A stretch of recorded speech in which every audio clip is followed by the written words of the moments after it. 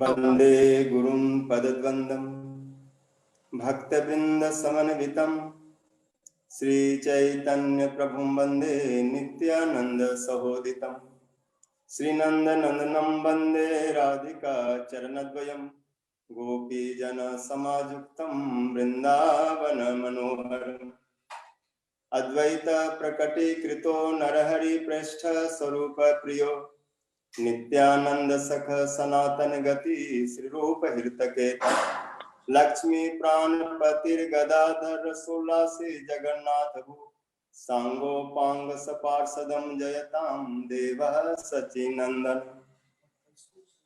वाञ्छाकल्पतरुभ्यश्च कृपा सिन्धुभ्यैव च पतितानां पावनेभ्यो वैष्णवेभ्यो नमो नमः वृंदाय तुलसी देव्यै प्रियायै केशवश्च कृष्ण भक्ति प्रदे देवी सत्यवतै नमो नमः नारायणं नमस्कृत्य नरं चैव नरोत्तमं देवीं सरस्वतीं व्यासं ततो जयमुदीरये श्री कृष्ण चैतन्य प्रभु नित्यानंद श्री अद्वैत गदाधर श्रीवासादि गौर भक्तवृंद हरे Krishna Krishna Krishna Hare Hare Hare Ram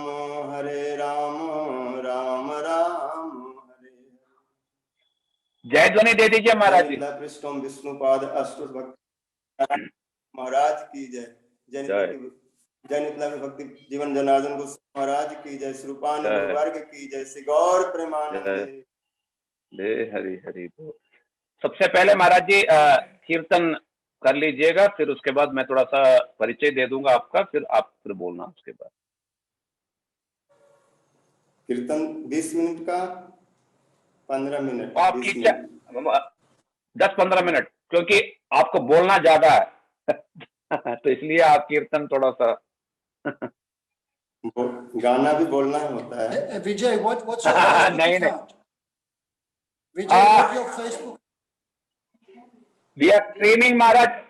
We are streaming on the fond memories of Srila Gurudev site. I given the link in the WhatsApp. Padavja Prabhu. Devam Narayanam Bande Vrindavan Nivasinam Ananta Guna Bhusita Koti Vasalya Rupinam Devam Narayanam Bande Vrindavan Nivasinam Ananta Guna Bhusita Koti Vasalya Rupinam Keshav गुण गाने न उल्का सुशोभित अक्षनो प्रमुदितानंद भावाढ्य स्वरूपिणे देवं नारायण वंदे वृंदावन निवासिनी राधा पक्षपातित्वेन कृष्ण पक्ष पराजिता अत्युल्लास हर्षानंद तस्मै श्री गुरवे नमः देवं नारायणं वंदे वृंदावन निवासिनी राधा श्री राधा गुण कीर्तने भाव निमग्न मानस प्रतिपद रसास्वादम् आह्लादितंतरात्मने देवं नारायण वंदे वृंदावन निवासी श्रीरूप भावित श्रीरूपानुगतेन श्री चैतन्य मनुभीष्ट प्रचार कारिणे देवं नारायण वंदे वृंदावन निवासी गौड़िया ग्रंथ विश्वेशु सर्वभाष प्रकाशिने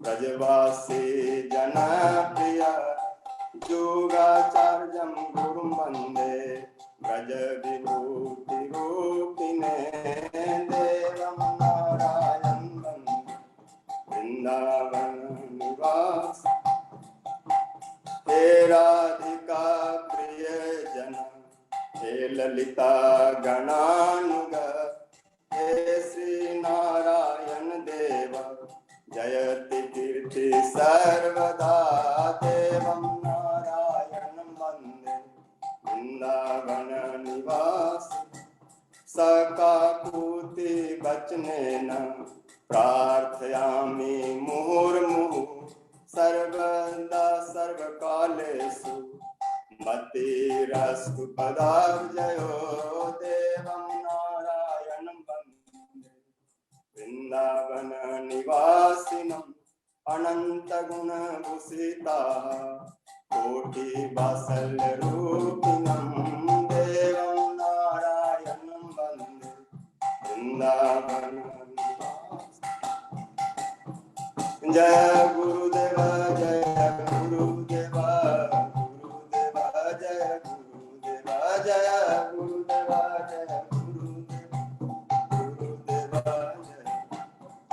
जय जय गुरुदेव गुरुदेव गुरुदेव जय जय गुरुदेव गुरुदेव गुरुदेव जय जय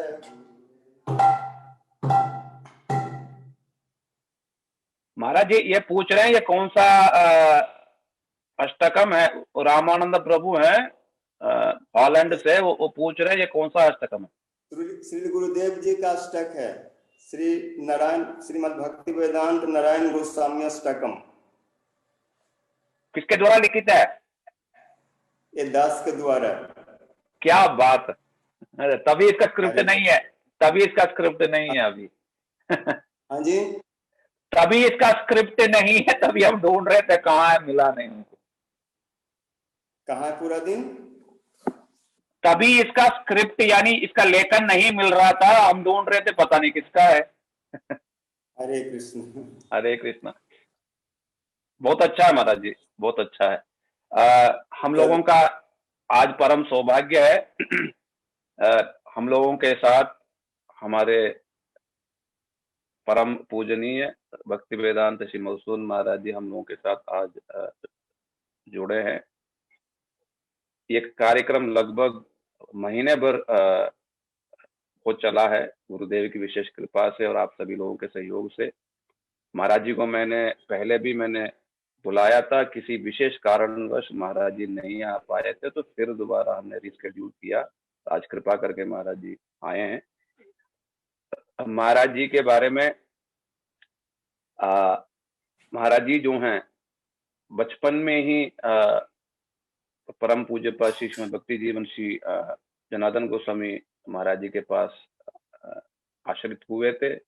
फिर उसके बाद वृंदावन आए, गुरुदेव का चरणाश्रय लिया और मैंने देखा महाराज जी जो हैं बचपन से ही बड़ा अच्छा, मतलब शास्त्रों में ग्रंथों में इतना अच्छा प्रवेश है, मतलब बहुत बड़े महाराज जी पंडित हैं और गुरुदेव इनको प्रत्येक बार बोलने के लिए देते थे। और मैंने महाराज जी से हमेशा यही बात सुना है कि महाराज जी 15 मिनट हो जाता था, घंटी बजा देते थे, तो महाराज जी कहते हैं महाराज जी अभी तो स्टार्ट हुआ है इंजन मतलब स्टार्ट होते होते इंजन जो है गर्म होते ही वो आप मतलब बजा देते हो घंटी। मतलब इतना विषय है महाराज जी के पास और इतनी गंभीर इनका प्रवेश है सब शास्त्रों में, मन करता है महाराज जी से सुनते रहें। तो इसलिए महाराज जी आपसे मतलब प्रार्थना है, महाराज जी बड़े सादगीमय जीवन जीते हैं, बहुत ही सिंपल बिल्कुल एकदम।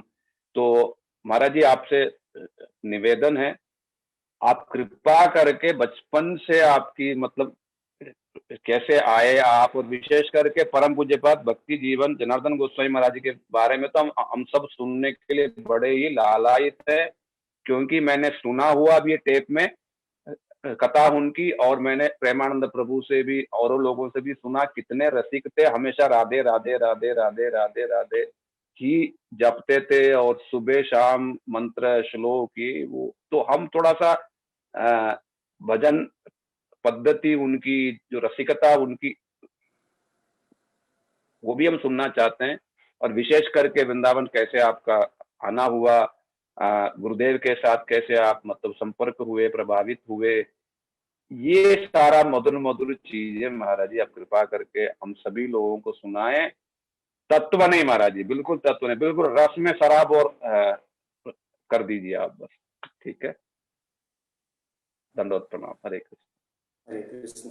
एक और गुरु जी के चरणों में कीर्तन निवेदन करके कथा आरंभ करूंगा। हाँ ठीक है, ठीक है, ठीक है मदन। सदगुरु चरण पराग मिललवा का चाहे, श्रीपाद पद्म पराग मिललवा का चाहे, चरण रज संजीवनी मूरी, चरण रज संजीवनी मूरी, भव रोग नासे आशा पूरी, भव रोग नासे आशा, श्री गुरु में अनुराग होइलवा का चाहे, सदगुरु चरण पराग मिललवा। जय जय गुरुदेव करुणा सागर, जय जय गुरुदेव करुणा सागर, भर दिले हमरी सरधा गागर, भर दिले हमरी सरधा, जन्म जन्म के दाग छुटलवा का चाहे, जन्म जन्म के दाग छुटलवा, सदगुरु चरण पराग मिललवा का चाहे, सदगुरु चरण पराग मिललवा। गुरुदेव करुणा साधन मूल, गुरुदेव करुणा साधन मूल, मिट जाए हैं सब ताप त्रिशूल, मिट जाए हैं सब, हमके गुरुवर से लाग लगलवा,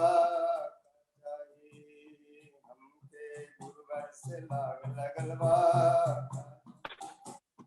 सदगुरु चरण पराग मिललवा का चाहे, श्रीपाद पद्म पराग मिललवा।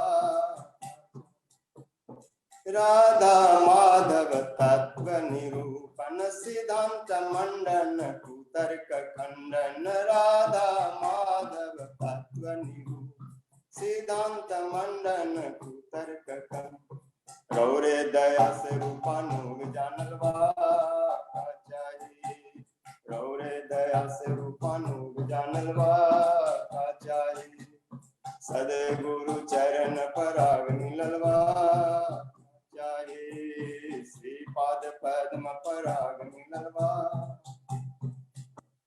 नाम मंत्र गौर तत्व, नाम मंत्र गौर तत्व, राधा कुंड आदि महत्व, राधा कुंड आदि महत्व, कृपा बारी से भव आग बुझलवा का चाहे, कृपा बारी से भव आग बुझलवा का चाहे, सदगुरु चरण पराग मिललवा का चाहे, श्रीपाद पद्म पराग मिललवा। दुर्लभ त्याग विषय भोग, दुर्लभ त्याग विषय भोग, दुर्लभ सदगुरु संजोग, दुर्लभ सदगुरु संजोग, दास मधुसूदन के भाग जागलवा का चाहे, दास मधुसूदन के भाग जागलवा का चाहे, सदगुरु चरण पराग मिललवा का चाहे, श्रीपाद पद्म पराग मिललवा। हरे कृष्ण कृष्ण कृष्ण हरे हरे, हरे राम राम राम हरे, हरे कृष्ण कृष्ण कृष्ण हरे हरे, हरे राम राम, हरे कृष्ण कृष्ण कृष्ण हरे हरे, हरे राम राम राम हरे हरे, हरे कृष्ण कृष्ण कृष्ण हरे राम, हरे कृष्ण कृष्ण हरे हरे हरे राम राम राम हरे। जय गुरुदेवा जय गुरुदेवा गुरुदेवा जय गुरु जय गुरुदेवा जय गुरुदेवा गुरुदेवा। निताय गौर हरि बोल हरि बोल निताय गौर हरि बोल निताय गौर हरि बोल हरि बोल निताय गौर श्री गौर प्रेमानंदे हरि बोल सच्चिदानंदन गौर हरि की जय। श्री गुरुदेव की जय। श्री गौर प्रेमानंद। भोजपुरी में ये सुंदर गाना सुन के अच्छा लगा महाराज जी। ये आपके द्वारा ये रचित है शायद। तो ये कीर्तन आप लोगों ने जो सुना, ये महाराज जी ने स्वयं अपने द्वारा भोजपुरी भाषा में इसकी रचना की है। गुरुदेव की भी मतलब यही भाषा थी भोजपुरी, तो सुन के बहुत अच्छा लगा। हरे कृष्ण। हाँ बोलिए महाराज जी, अब स्टार्ट कर दीजिए। सर्वाग्रे मध्य गुरुपाद पद्म नितला पृष्ठोम विष्णुपाद अष्टोत्तर सत्श्री भक्ति जीवन जनार्दन गोसाई महाराज। नितला पृष्ठोम विष्णुपाद अष्टोत्तर सत्श्री भक्ति वेदांत नारायण गोसाई महाराज तथा समस्त रूपानुगुरु वर्गों के चरणों में अनंत कोटि दंडवत प्रणाम करते हुए अहद की कृपा की प्रार्थना करते। उपस्थित समस्त त्रिदंडीपाद गण वैष्णव जन मातृजन सभी के प्रति जथा जो दंडवत अभिवादन। हम लोग गुरुदेव की कृपा से उनकी जन्म शतवार्षिकी महामहोत्सव मना रहे हैं और उसी के उपलक्ष्य में सब आयोजन चल रहा है, जिसमें गुरु जी की मधुर मधुर स्मृतियों का हम लोग स्मरण कर रहे हैं। यही हमारा जीवन है, यही हमारा भजन है, यही प्राण है, सब कुछ है। यही भजन पूजन, जैसे रूप गोस्वामी जी के भजन में श्री रूप मंजरी पद सही मोर संपद सही मोर भजन पूजन, ठीक उसी प्रकार गुरुदेव जी के जितने भी स्मृतियां हैं ये सब हमारे लिए भजन है, पूजन है, स्मरण है, जीवन है, प्राण है, धन है। इसके बिना हम सब कंगाल हैं। गुरु जी हमारे बीच में अपने बपू रूप में दर्शन तो नहीं दे रहे हैं, है कहीं ना कहीं, लेकिन अभी दिखाई नहीं पड़ रहे हैं। लेकिन स्मृतियां तो साक्षात उन्हीं का ही बपू है, उन्हीं का स्वरूप है। और यदि स्मृतियां बनी रहे तो गुरु जी हमसे दूर नहीं है। इसलिए गोपियों ने भी उद्धव से कहा कि भले कृष्ण यहाँ नहीं तो क्या हुआ, हम कृष्ण को ना देखे कोई बात नहीं, लेकिन उनकी कथा को हम नहीं छोड़ सकते। तद अलमसीत सख्य दुस्तज तद कथा। कृष्ण की कथा में इतने अर्थ हैं, इतने भाव हैं कि जिसको एक बार चस्का लग जाए उसको फिर छोड़ नहीं सकते।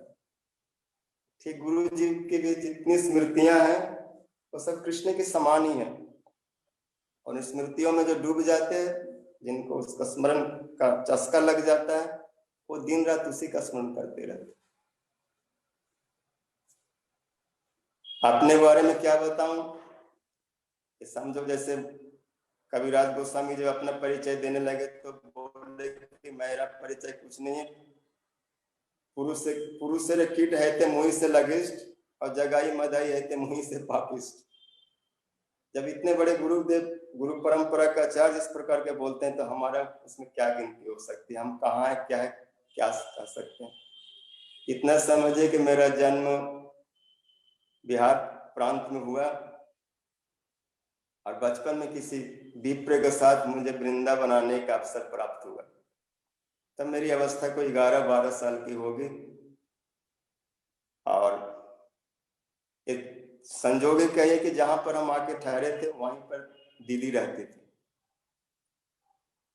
और जब उनका मैंने दर्शन किया, उनका श्री विग्रह का उनका मुख का तेज देखा, एक बार तो मैं डर सा गया कि इतना तेज ये कौन है। तो किसी दिन मैं उनके घर के बाहर से जा रहा था तो बोले कि मेरे लिए थोड़ा सा 100 ग्राम दही ला दोगे? तब मैं 11-12 साल का बोला ठीक है। 1 रुपया दिए, मैं दही लेने बाजार में चला गया, दही ला के दे दिया और फिर अपना पंडित जी के साथ दर्शन के लिए चले गए। दूसरे दिन आए तो कहने लगे कि तुम गीता जानते हो, भगवत गीता, भागवत के बारे में कुछ जानते हो?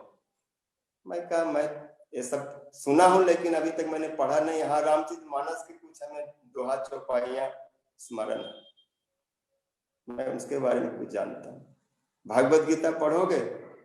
आपकी कृपा, ठीक है, कल से पढ़ने आना। तो 1-2 भगवत गीता के धर्म क्षेत्र बतलाए, कुरुक्षेत्र, और मेरे मन में ऐसा, मैं बाजार में गया, बोला मुझे एक भगवत गीता किताब दो। तो दुकान वाला छोटी सी पुस्तिका देने लगा। मैं बोला भगवत गीता और इतनी छोटी, हमें तो बड़ी वाली चाहिए जिसमें पूरा महाभारत हो। तो बोले ऐसा नहीं है, लेकिन हाँ, जय दयाल गोयनका का किसी का एक भागवत गीता तत्व विवेचनी करके है, वो बहुत मोटी पुस्तक है जो गीता के ऊपर टीका लिखे गए, तो मैंने उसी को मेरे को दे दो। वो मैं ले आया और पढ़ने लगा। फिर गुरु जी के द्वारा रचित भागवत गीता में प्राप्त हुई, तो उसमें मेरा ऐसा रुचि हुआ और वहीं से मैं अचानक खड़गपुर आया और गुरु जी के जिस दिन पहुंचा उसी दिन कृपा हुई, दीक्षा हुई, और फिर गुरु जी का प्रगट के बाद वृंदावन चले गए और फिर मथुरा में मेरा आना जाना, रूप सनातन में आना जाना होने लगा। पहली बार प्रथम दर्शन गुरुदेव का वृंदावन में श्री रूप सनातन गौड़िया मठ में मुझको प्राप्त हुआ। तब श्रीमान सुबानंद प्रभु जी, जो बाद में श्रीमद भक्ति वेदांत तीर्थ महाराज जी के नाम से विख्यात हुए, वहां पर भागवत सप्ताह कर रहे थे। 7 दिन का आयोजन था और शायद द्वितीय दिवस की कथा के अवसर पर हम शाम को वहां पर दीदी के साथ गए और दीदी बोले तुम सबसे आगे बैठना, गुरुजी के बिल्कुल सामने बैठना। बोले ठीक है, बिल्कुल सामने जाके बैठ गए। तब गुरुजी मेरे बारे में कुछ नहीं जानते थे, मैं कौन हूं, कहां से आया हूं, बस सामने बैठकर कथा सुनने लगा। उस समय मुझको एक अनुभव हुआ कि गुरुजी के आंखों में, गुरुजी के हृदय में, गुरुजी के मुखार बिंद में, उनके भाव भाषा में इतना प्रेम भरा हुआ है, इतना स्नेह और ममता है कि जिसका कोई अंत नहीं। कथा बोलते बोलते कहने लगे कि आजकल लोग शुद्ध भक्ति के विचार को नहीं समझते और सहजिया भाव धारण करके सोचते हैं कि मैं गोपी हो गया, मेरा स्वरूप गोपी है, या अपने आप को गोपी की तरह सजाते हैं। जैसे कोई पुरुष जाति का व्यक्ति साड़ी पहन लेता है, हाथ में कंगन चूड़ियां डाल लेता है, पैर में पजेब और घूंघट लगा करके इस प्रकार से घूमते फिरते रहते गोपी गोपी बोल करके। बोले रूप गोस्वामी जी का हमारे गुरु वर्गों के भाव नहीं है बाहर से ऐसे अपने को सजाओ। हमारे गुरु वर्गों का भाव है कि बाहर जैसा शरीर ऐसा ही रहने दो, उसको बदलना नहीं, इसमें कोई देखावटी नहीं करना है। यथावस्थित देह जैसा है, सेवा साधक रूपे न सिद्ध रूपे न चात्री तद भाव सुना कार्य ब्रज लोकानुसार। सेवा जैसा शरीर है यथावस्थित जैसा शरीर, उसी में साधक रूप से सेवा करे और अंतस चिंतित भाव से जो उनका अपना स्वरूप है उस स्वरूप का चिंतन करे। अर्थात इस स्वरूप को दिखाना नहीं है, इसको प्रदर्शन नहीं करना है, ये अंदर का भाव है और इसको अंदर में ही रखना चाहिए। ऐसा सजाने संभाल करके लोगों को दिखाने से भक्ति के नाम पर कहीं न कहीं उत्पात होता है, उपद्रव होता है। ऐसे गुरुजी बहुत गंभीर कथा बतला रहे थे और हम बहुत तन्मयता के साथ श्रवण कर रहे थे। और उसी समय क्या होता है, कोई व्यक्ति दान गली से पीछे के दरवाजे से, एक तो इधर से है गोपाल भवन की तरफ से जाने का और एक उधर से दान गली मान गली से लोग आते हैं। उधर से कोई व्यक्ति कोई 60 साल का, 50-60 साल का, और साड़ी पहन करके, घूंघट डाल करके और पायजेब और हाथ में चूड़ियां आदि ये सब धारण करके और वहां पर चला है। उधर से प्रवेश किया, गुरु जी ऐसी कथा बोल रहे थे कि इस तरह से करना ठीक नहीं होता है, भक्ति का लक्षण नहीं है। और मैं बालक 12-13 साल की अवस्था थी और जैसे व्यक्ति प्रवेश किया और गुरु जी की कथा वैसी चल रही, उसी समय ऐसा एक घटना भी घट गई, उसी समय व्यक्ति भी गोपी बन के चला है। और हम बालक सामने बैठे थे, बहुत जोर से हंसी आई। बोले अच्छा गुरुजी कथा जैसे बोल रहे, प्रसंग के अनुसार दृश्य उपस्थित हो गया है। और बालक थे, बहुत जोर से हंसी आई, रोक नहीं पाया। और सामने बैठा हुआ था गुरुजी मेरी ओर देखे और थोड़ा सा डांटते हुए बोले, तू हंसा तो क्यों हंसा, क्या बात है, क्यों हंस रहे हो? और जब गुरुजी डांट के बोले क्यों हंस रहे हो, तो मेरी सीटी पीटी गुल हो गए। मैं बोला मैं तो अच्छा फंसा। तो महाराज जी मैं हंस रहा हूँ, महाराज जी मतलब डांट दिए सबके बीच में, बिल्कुल उस दिन शांत हो गया। ऐसे स्थिति हो गया जैसे काटो तो शरीर से खून न निकले, शक पका गया, सहम गया, चुप शांत। फिर गुरुजी बतलाने लगे कि गंभीर भाव है, गंभीरता से सुनना चाहिए, इसको कोई खेल नहीं समझो, कोई खिलौना नहीं है। भजन एक गंभीर विषय है, और विशेष करके जो राधा जी का अनुगत में भजन करते हैं वो तो महागंभीर होते हैं। तद असंभाष तदभाव गंभीर चितान कुतः श्याम सिंधु रसस्यावका। तो उन कथाओं के द्वारा और उनके भावों के द्वारा उस समय मुझको ऐसा लगा कि गुरु जी में अनंत गुण है, लेकिन दो विशेष गुण हैं। एक तो उनमें स्नेह की चरम सीमा है, स्नेह इतना है कि अंदर के जो भी भाव है सब बाहर अभिव्यक्त कर दे रहे, कुछ छुपा नहीं रहे। जिसको लेना है ले लो, नहीं लो तुम्हारी कमी। लेकिन गुरु जी हृदय से संपूर्ण उस भावों को, विचार को बतला रहे हैं। और साथ में इस भाव को, विचार को साधारण खेल मत समझ लेना, कोई तमाशा नहीं है। इनको सुनकर कैसे गंभीर होकर भजन करना, उसके लिए शासन भी कर रहे हैं। इसलिए गुरुजी में स्नेह और शासन एक साथ इतना सुंदर रूप से सम्मिश्रित था, सामंजस्य था, कि जो दोनों को अगर समझ सकते हैं उसका जीवन जरूर धन्य हो जाएगा। जो भी गुरुजी के स्नेह और शासन को स्वीकार किए, उनका गठन एक सुंदर रूप में हुआ, वो सुंदर भक्त बने। गुरुजी के शासन बड़ा ये था, ऐसा मठ में कोई महाराज जी को शासन करते हुए नहीं देखा गया जैसे गुरुदेव शासन करते। मैंने कई बार अपने आंखों से देखा, जब नवद्वीप की परिक्रमा होती और विशेष करके नृसिंहपल्ली वाला जो दिन होता था, पहला दिन प्रथम दिवस, और बड़ा लंबी यात्रा होती थी, लोग थक जाते थे। नृसिंहपल्ली के बाद प्राय जो सन्यासी कुछ ब्रह्मचारी चेष्टा करते थे बस में चढ़ के निकल लो, कौन पैदल चलता रहेगा। लेकिन गुरुजी इतना कठोर थे, वो पहले ही गाड़ी से आगे आ जाते थे और देखते थे कौन बस से जा रहा है। एक बार देखे कुछ 3-4 सन्यासी ब्रह्मचारी बस के छत पे चढ़ के बैठे हुए, और गुरुजी आगे चले गए थे, और पता चला कुछ लोग आ रहे हैं, गाड़ी को रुकवाए, और रास्ते में जैसे गाड़ी से बाहर हुए और बस भी थोड़ी धीमी हो गई। सन्यासी उतने ऊंचे बस से कम से कम मान के चलिए 12-14 फुट 15 फुट ऊंचे से, और इतना जोर से छलांग लगा के धान के खेत में कूद गए। और कूदे तो उसकी सन्यासी महाराज के पैर वगैरह सब कीचड़ में सना, उनका जो भी उत्तरीय था बहिर्वाह से सब लथपथ हो गया, और उस खेत से ही भाग रहे। इतने गुरु जी के लोग भय करते थे। कई बार एक ब्रह्मचारी कुछ गड़बड़ किया और गड़बड़ करके प्रसाद पाने के लिए लाइन में बैठ गया। गुरुजी चुपचाप रहे, कुछ बोले ना, बहुत दूर लाइन में एक जगह कोने में बैठा हुआ प्रसाद पा रहा है। गुरुजी सोचा अगर उसके तक मैं जाऊंगा तो वहां से निकल लेगा, इसलिए गुरुजी दूर से कम 25 फीट 30 फुट की दूरी से और अपने चरण की पादुका निकाले, और निकाल करके निशाना लगा करके, क्योंकि इनका निशाना भी बड़ा चूक था, उतने दूर से ऐसा चलाए जूते को, और उस ब्रह्मचारी के मुख में ऐसा जोर से लगा, और वहां से भागा प्रसाद छोड़कर। कुछ गड़बड़ ज्यादा किया था, गुरुजी से दूर से मार देते थे। इसका सबसे बड़ा प्रमाण कृष्णदास प्रभु जी थे।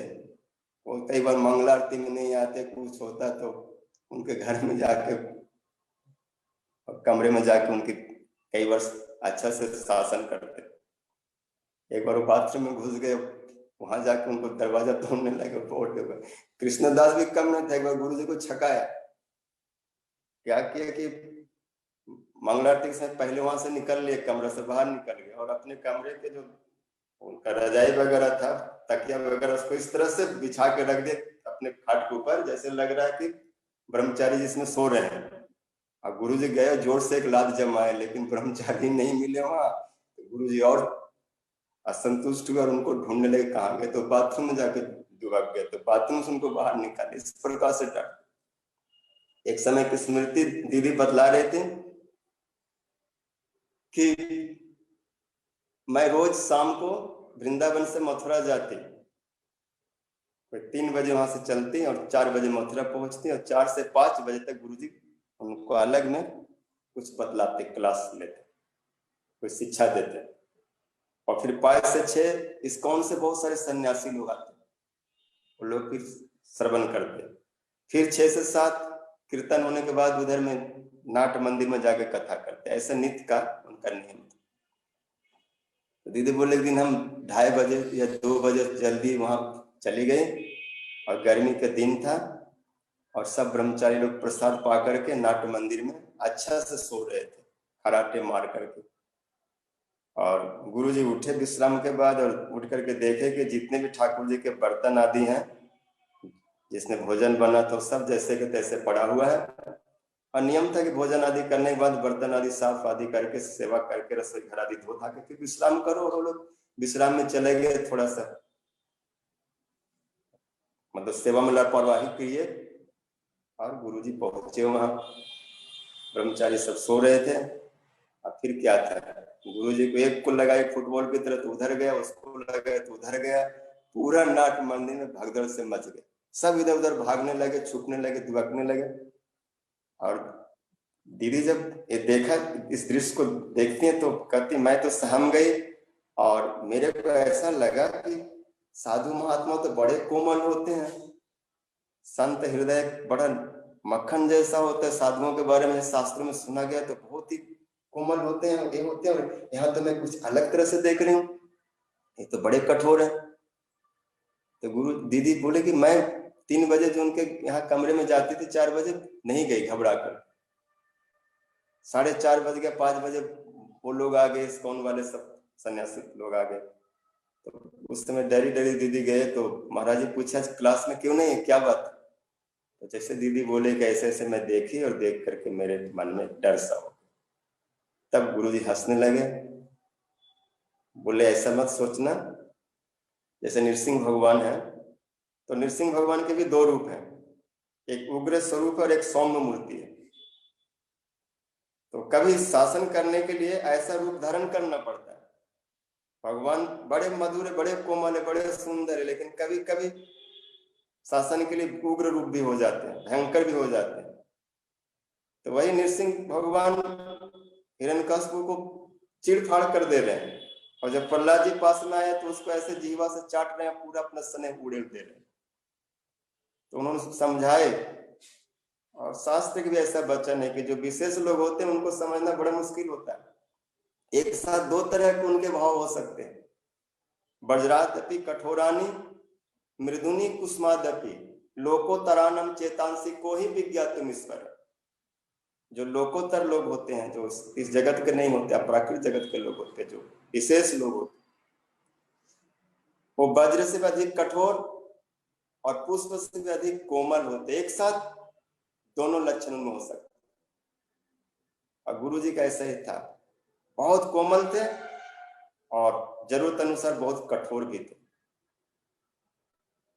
इस प्रकार अपने शिष्यों को शासन करके उनका जीवन को धन्य करते थे। महाराज जी के अंदर में एक विशेषता थी कि अगर किसी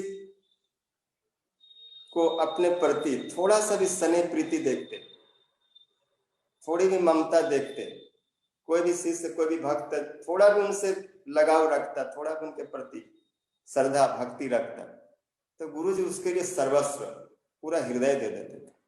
बस उनको थोड़ी समझ में आ जाए कि मेरे प्रति इनका थोड़ा प्रीति है, बस थोड़ी प्रीति में कितना उसको बड़ा कर देते थे वो कौन बतला सकता है। हम लोग थोड़ा ही गुरु जी के स्नेह में, थोड़े एक बार उनके पास चरणों में दर्शन में जाते, थोड़ी एक दो बातें बोलते, उसके बाद गुरु जी इतना बतलाने लगते, इतना कहने लगते, तो किंचित बात को, किंचित हम लोगों की प्रीति को बहुत बड़ा करके लेते।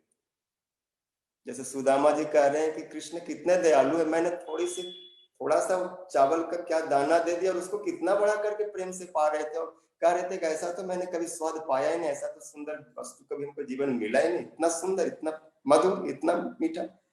ठीक उसी तरह गुरु जी कोई भी भक्त उनसे थोड़ा भी स्नेह करते तो उनके लिए वो सर्वस्व देने को तैयार हो जाते। तुम इतना प्रेम भरा हुआ था, कुछ भी वस्तु, कोई भी छोटी मोटी वस्तु उनको देते, बड़े प्रेम से लेते। कई बार दीदी कभी सजना का डाटा, कभी झींगा पोस्ट, कभी और किसी प्रकार के कोई व्यंजन बना करके ले जाते देते हमको, जाओ गुरु जी को दे आना। गुरु जी इतना प्रेम से चाव से पाते। एक बार ऐसे गोवर्धन में चला गया, कुछ ऐसा पोस्ट झींगा आदि कुछ डाटा वगैरह लेकर के, और गुरु महाराज तब प्रसाद पा चुके और कमरे में पहुंचे, हाथ धोने वाले थे, जैसे देखे ठीक है दो दो, पहले क्यों नहीं आए, और भोजन पाने के बाद भी उसको उठा उठा के पा रहे। उधर से माधव महाराज आए, माधव देखते रह गए, गुरु जी पाते रह गए।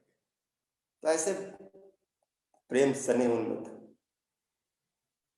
कभी एक स्मृति आ रही कि एक बार शायद रूप सनातन में गुरु जी आए, उनके कमरे में गए, प्रणाम किया, प्रणाम करने के बाद मेरा कुर्ता पकड़ के बोलते, अरे ये कुर्ता तुमको कहाँ से मिलता है? तो बोले मिलते खादी भंडार का है, ऐसे बोले। उसके बाद में मेरे मन में दीदी बोले, अच्छा गुरु जी ऐसे बोल रहे थे, ठीक है।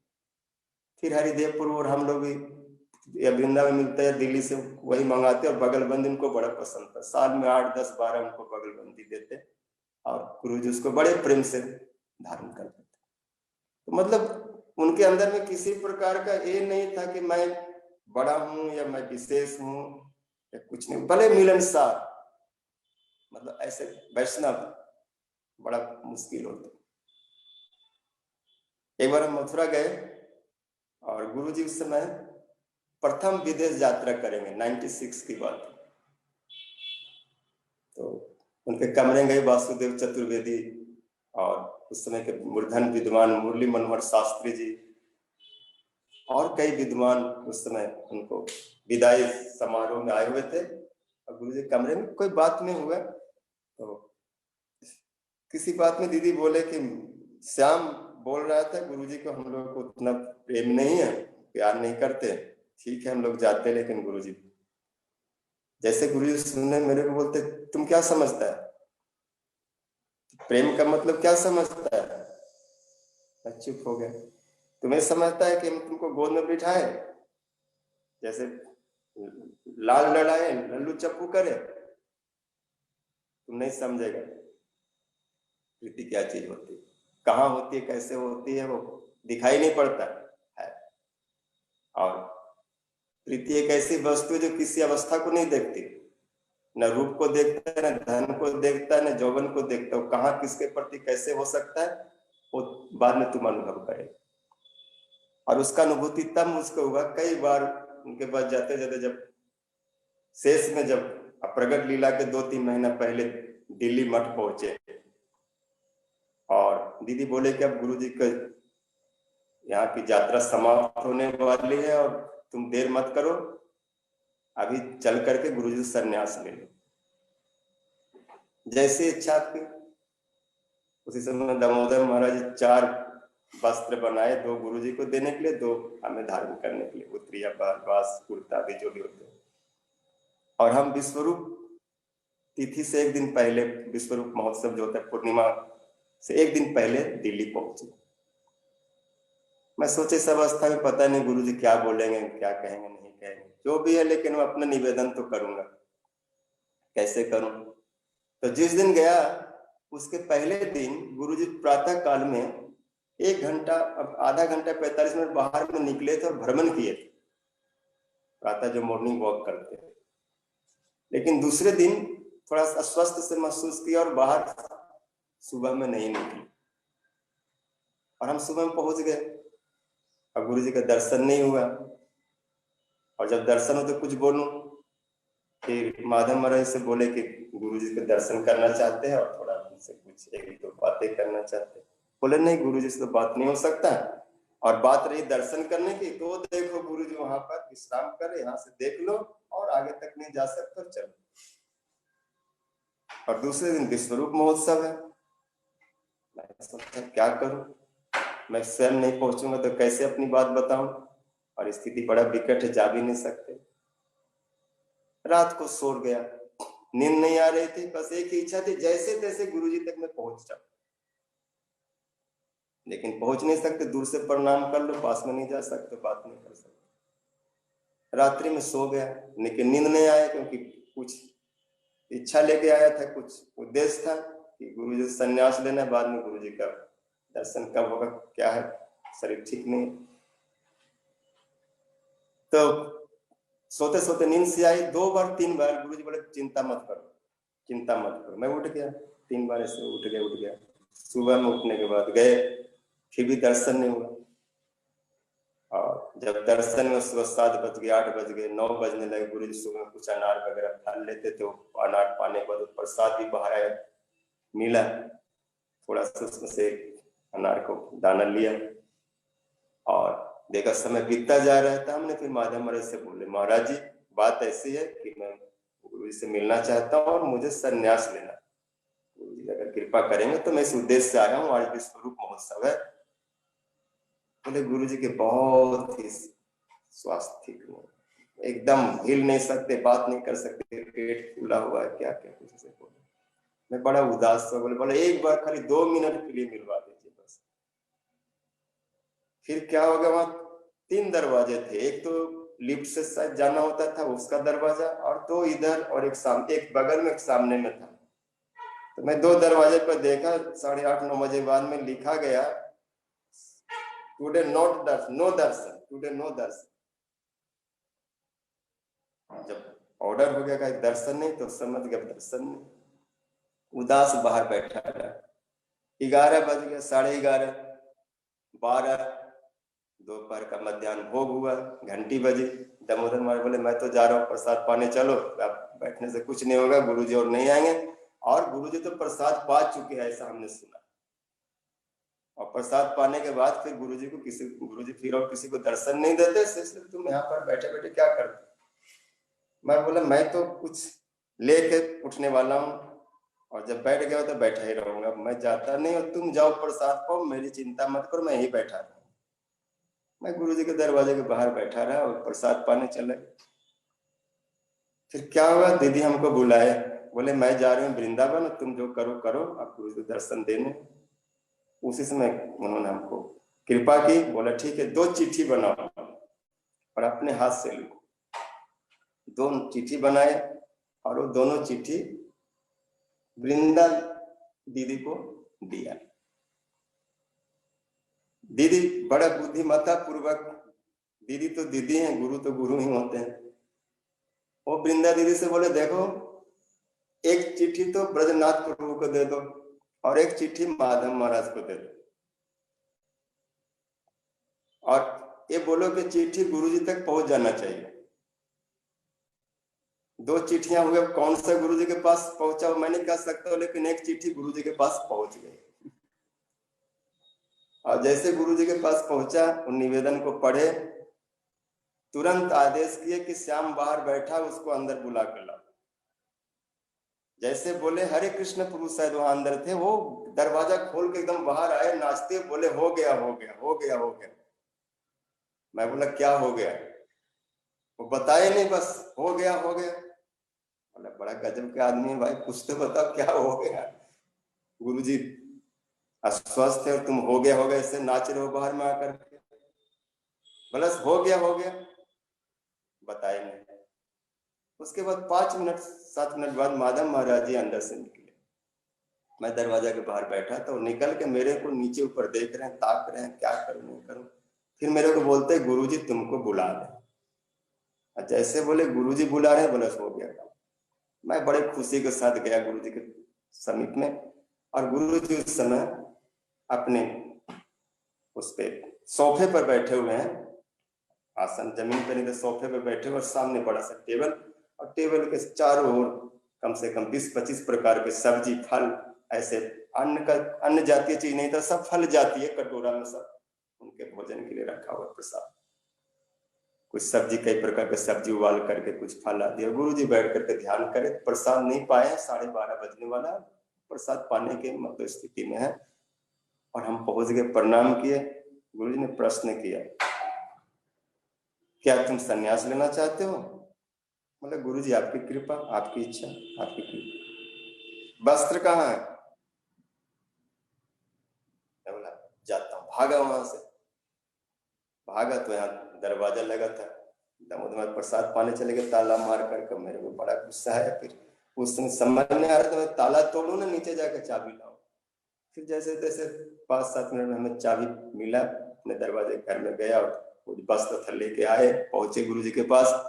और फटाफट गुरु जी ने बोला, देखो आज विश्वरूप महोत्सव का दिन है, विशेष दिन है, तुम अभी इस वस्त्र को धारण करो और मैं मंत्र दान करता हूं, और आज ही तुम्हारा दंड की व्यवस्था हो, और आज ही तुम अमन आदि करा के और पूरा इस जग को संपन्न करो। तुरंत वस्त्र धारण किए, गुरु जी मंत्र दिए और व्याख्या भी किए, जबकि अस्वस्थ थे, लेकिन जो भी कृपा की और बाहर आए और दंड की व्यवस्था किए। और फिर नीचे वो शांत महाराज जी ने हवन किए, और करते करते रात्रि 7-8 बज गए, 7:30-8 बजे गुरु जी के पास पहुंचे। गुरु जी ने देखा, और उस समय अस्वस्थ थे, लेकिन देखते के साथ उनके हृदय में, मुंह में, पूरे शरीर में एक ऐसा भाव देखा मैंने, इतनी प्रसन्नता। कोई एक व्यक्ति गुरु जी के हाथ को ऐसे प्रेशर कर रहे थे, आपको प्रेशर, और उनके ओर देख के गुरु जी हंसते बड़े खुशी से बोल रहे हैं, तुमको क्या लगता है मैं अस्वस्थ हूं? तो जो व्यक्ति सेवा कर रहा था बोले, नहीं गुरु जी, नहीं महाराज, ऐसी बात नहीं, आप स्वस्थ नहीं, आप तो आप अस्वस्थ नहीं, आप तो महास्वस्थ हैं, आप तो पूरे विश्व को स्वस्थ करने वाले हैं, आप अस्वस्थ कैसे हो सकते? बोले, लोग सोचते मैं अस्वस्थ हूं, मैं बीमार हूं, ऐसे लोगों की धारणा, लेकिन मैं अपने अंदर से ऐसा अनुभव नहीं करता हूं मैं स्वस्थ हूं। मेरे को बोले, डंडा किसने बनाया? वो थोड़ा भारी सन्यास का दंड बना दिया था दामोदर महाराज। तो बोले, इसने बनाया, जुगाड़ करके यही बांध रहा था बांस को, इसने दंड बना। वो कुछ नहीं जानता, तुम्हारा दंड को तुमसे भी भारी बना दिया, बेवकूफ है, वो कुछ नहीं जानता, और तुम्हारा दंड तुम्हारे वजन से ज्यादा हो गया है। गुरुजी कई बार बड़े रसिक थे, इस प्रकार से परिहास भी कर लेते थे। उसके बाद गुरुजी के श्रीमद् भागवत पुस्तक प्रदान किया, वृंदावन से लेकर आए थे, और कुछ लेने के बाद में कहते, तुमने मुझको क्या दिया, क्या दोगे मुझको? बोले, गुरुजी जो कुछ था मैंने दे दिया, और मेरे पास कुछ नहीं देने का, मैं आपका हूं, बस मैं कोई लायक नहीं हूं, लेकिन आपका हूं, और इससे अधिक मेरे पास कुछ नहीं। गुरुजी बहुत खुश हुए, सिर पे हाथ रख के, जाओ भजन करो। दूसरे दिन हम बाहर दूर रास्ते में खड़े थे, क्योंकि अंदर जाना बड़ा मुश्किल होता है, और गुरुजी बालकोनी में खड़े देख लिए। बोला उसको, नाम जति मधुसूदन हो गया था, लेकिन उसके बाद में गुरुजी को श्याम ही स्मरण होता था, श्याम को बोला, श्याम को बोला। फिर गए ऊपर, प्रणाम किए, कब तक यहाँ रहेगा? बोले, आप बोलिए। ठीक है, 2 दिन के बाद तुम वृंदावन चले जाओ। 2 दिन 3 दिन वहां रुके, फिर वृंदावन आए, वृंदावन से फिर बिहार साइड में उधर कहीं प्रचार करने चले गए। फिर उसके 1 महीना बाद लौट के दिल्ली आए। फिर उसके बाद गुरुजी वहां से कार्तिक में गोवर्धन में चले आए। हम लोग वृंदावन परिक्रमा के बाद गोवर्धन के 2010 के कार्तिक हम पूरा परिक्रमा में थे, ब्रजमंडल परिक्रमा पूरे। गोवर्धन गए तो एक दिन पता नहीं, जिस दिन हम बरसाना जाते हैं उस रात्रि में अचानक मधुव्रत प्रभु आ गए, और हम लोग एक कमरे में करीब 7-8 सन्यासी शयन कर रहे थे। मैं था, दामोदर महाराज था, विष्णु दैवत महाराज थे, और क्या नाम है, दंडी महाराज थे, और एक और दूसरा महाराज जो प्रेमानंद के साथ रहते हैं, वो भी उधर नहीं, इंडियन है जो वैसे। और करीब 6-7 सन्यासी, सब रात्रि 12 बजे, 12:30 बज रहा होगा उस समय, शायद 12:30 या 1 बजे के बीच में, इतनी गहरी नींद में, क्योंकि परिक्रमा करके आए थे, थके हुए थे, सो रहे हैं। मधुकर प्रभु जोर से दरवाजा खटखटाया, दरवाजा खोलो खोलो खोलो। सब सोए थे, मेरी नींद टूटी, मैं दरवाजा खोला। क्या बात है? बोले गुरुजी तुमको बुला रहे हैं, बार बार करे श्याम कहाँ, श्याम कहाँ, श्याम को बुला। और जब गुरुजी बार बार पूछ रहे श्याम कहाँ है, तक कुछ लोग ने बता दिया श्याम तो वृंदावन चले गए, श्याम यहाँ थोड़ी है। तो गुरुजी बोले हमको इसी से, हमको वृंदावन ले चलो। अब बोले मैं बार बार जब गुरुजी के बात सुनो श्याम कहाँ है, और श्याम यहाँ नहीं वृंदावन चला गया, हमको वृंदावन ले चलो, तो मुझसे रहा नहीं गया, इसलिए मैं आपके पास चला आया, आपको गुरुजी बुला। मैं घबराया, मैंने गुरुजी और रात्रि 12:30 बजे हमको बुला रहे हैं, कहीं उनकी स्वास्थ्य तो ठीक नहीं, तबियत तो ठीक नहीं, कहीं अप्रगट लीला तो नहीं कर रहे, क्या है, क्यों बुला रहे? गया दामोदर महाराज उठे, वो बाहर दरवाजे पर आए, लेकिन वहां आने के साथ लोगों ने कह दिया कि एक ही जाएगा, तुम अंदर नहीं जा सकते हो, खाली मधुसूदन जाए। दामोदर महाराज बाहर ही खड़े रह गए, हम अंदर गए।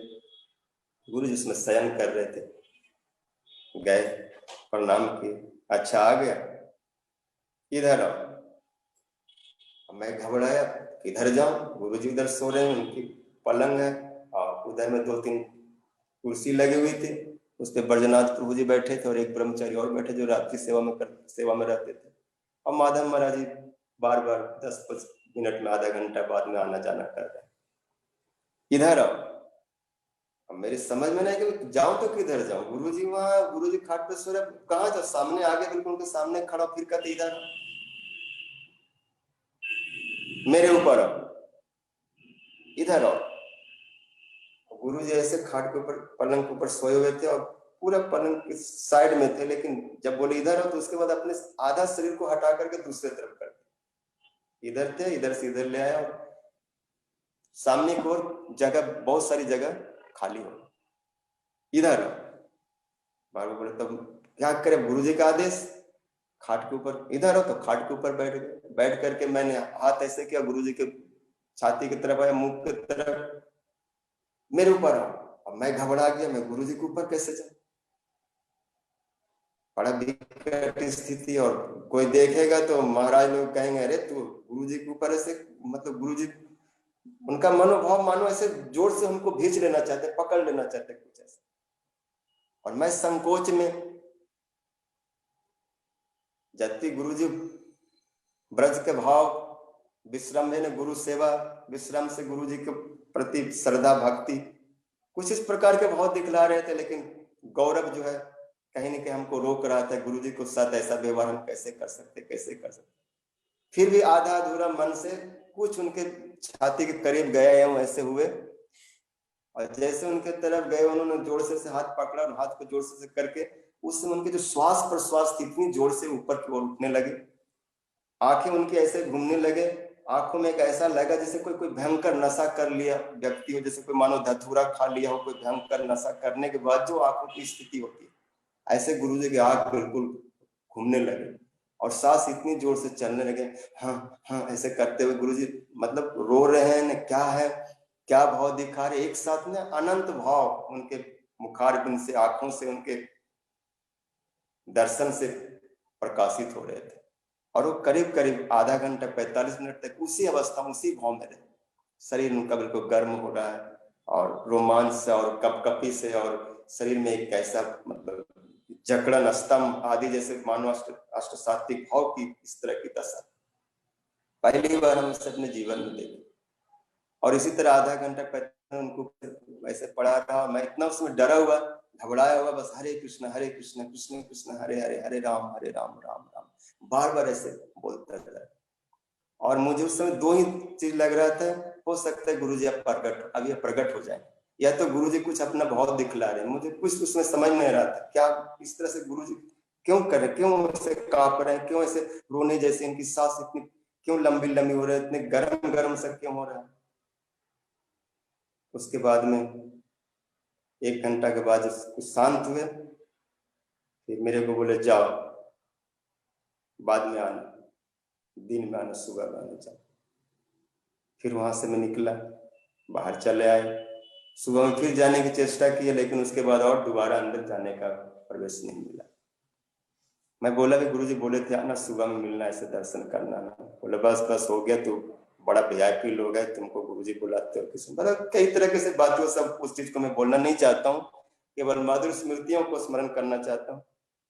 सुबह में नहीं जा पाए, दूसरे दिन दोपहर में गुरुजी के लिए बगलबंदी वृंदावन से दीदी लाए थे 4-5 जोड़ी, 4 होंगे शायद, 4, और वो लेकर के मैं गुरुजी को देने के लिए जाने लगा तो हमको अंदर प्रवेश नहीं मिला। मैं दूर खड़ा हूँ और गुरुजी दूर से वो चेयर से बाहर उस दिन निकले और दूर से देख लिए और वहीं से बुलाने लगे, ले आओ ले। फिर जैसे तैसे गिरता पड़ता आगे गया, लेकिन गुरुजी तक नहीं दिया, कोई हमसे हाथ से बगलबंदी को ले करके और वो गुरुजी तक पहुंचाया। फिर सामने हम जाने, गुरुजी से संन्यास लेने के बाद फिर गुरुजी करीब वही रात को एक बार ही जा पाया और एक बार पूरी में थोड़ा उनके पास में जा पाया और एक बार उनके कमरे में पूरी में बुलाए कि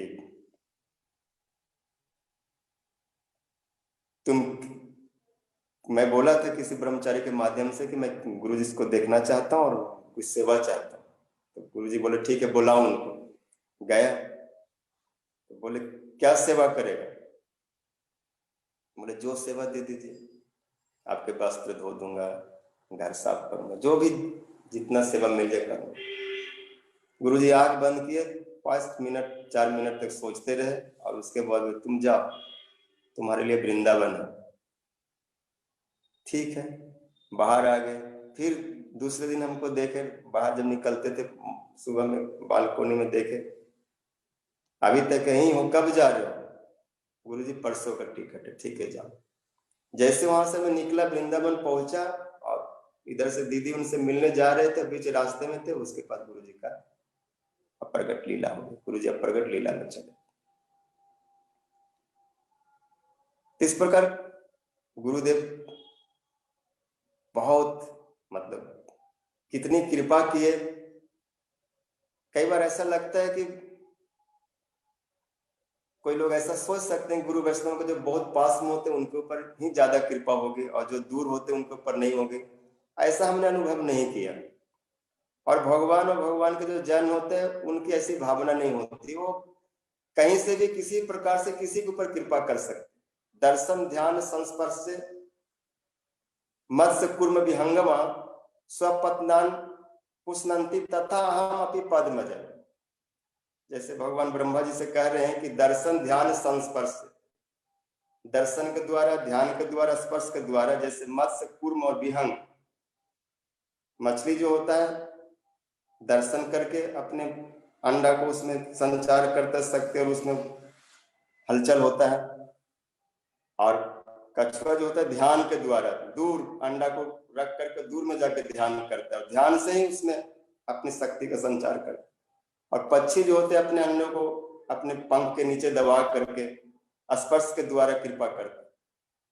तो गुरु जी की कृपा ऐसे थी, दूर रहने पर भी स्मरण करते थे। यहाँ से जब विदेश भी चले जाते थे तो वहां से कई बार पत्र आता था, विशेष करके दीदी के प्रति उनका विशेष कृपा थी और वो उन्हीं के माध्यम से हमको कृपा मिली, क्योंकि मैं दीदी के साथ था, इसलिए गुरु जी का प्रति, मेरे प्रति भी उनका होता है। भगवान की कृपा भक्त का अनुगमन करता है और भक्तों का भक्त बनो तो और भी आसानी से कृपा प्राप्त होती है। इसलिए आचार्य लोग बार बार प्रार्थना में कहते, मत जन्मना मिदम मधु कैटवारे मत प्रार्थनीय मदनुग्रह सएव त्वद भृत्य भृत्य परिचारक भृत्य भृत्य भृत्य भृत्य तिमाम स्मरण हो करना। इसलिए गुरु जी जब भी वृंदावन आते, चाहे वो झूलन का अवसर हो रूप गोस्वामी जी का, चाहे वो कार्तिक का महीना हो, ये 2 अवसर पर तो गुरु जी वृंदावन में तो होते ही थे। तो रूप गोस्वामी की तिथि में हमें ऐसा नहीं लगता कोई भी तिथि गुरु जी के सानिध्य में हमने ना मनाया हो और विद्वत सम्मेलन में सम्मिलित ना हुआ हो, ऐसा नहीं लगता। जब से मैं गुरु जी के चरणों में, तब से रूप गोस्वामी को तिथि कौन भूल सकता है। कैसे कैसे विद्वान लोग आते थे और उसमें सब अपने अपने कथाओं को बोलते थे और सभी लोग गुरु जी के मुंह को ताकते थे। जैसे चातक स्वाति का जल पीने के लिए, जैसे कितना भी पानी कहीं का मिल जाए, लेकिन जब तक चातक को स्वाति का बूंद न मिले उसको और कोई जल अच्छा नहीं लगता। ऐसे सभी भक्त लोग चाहते कि तरह केवल गुरु जी के मुख से कुछ सुनो। और उस समय गुरु जी बहुत संक्षिप्त में 10-15 मिनट में इतनी सारी बातें बतला देते थे कि पूरा साल के लिए हो जाता था, पूरा साल स्मरण करते रहो। ऐसे गुरु जी में एक विशेष क्षमता थी। विशेष करके रक्षाबंधन के दिन जरूर कृष्ण बलराम मंदिर में आएंगे, दाऊ जी के दर्शन करते और दीदी वहीं पर अपने हाथों से पहले उनको राखी बांधते। जब से मैंने देखा गुरु जी को, तब से दीदी को राखी बांधते हुए और रूप गोस्वामी जी की तिथि में सम्मिलित होते हुए 2 चीज तो मैं भूल नहीं सकता हूँ। तीसरा, गुरु जी जब भी वृंदावन में आते झूला के अवसर पर तो कृष्ण बलराम आके जरूर झूला झूलाते, ठाकुर जी झूला झूलाते, रक्षाबंधन की राखी बंधवाते और रूप गोस्वामी जी की तिथि में सबको ले करके, और जो सुंदर वो 3 दिन का उत्सव चलता था वो कौन भूल सकता। कार्तिक में सब भक्तों के साथ जो परिक्रमाएं होती थी और जगह जगह मधुर मधुर कथाएं होती थी, विशेषकर त्रिविक्रम महाराज जी के साथ जैसा उनका होता था तत्व सिद्धांत विचार, वो सब कौन भूल सकते हैं। नवद्वीप परिक्रमा में जब समुद्र गराड़ी में जाते तो वहां पर जो उनके जो वाद विवाद होते थे समुद्र सेन भीमसेन के रूप में, वो सब बड़ा मधुर लगता था। जबकि गौड़िया वेदांत समिति में 3 स्तंभ माने गए हैं, श्रीमद भक्ति वेदांत वामन गोसाई महाराज, हमारे सन्यास गुरुदेव और श्रीमद भक्ति वेदांत त्रिविक्रम गोसाई महाराज।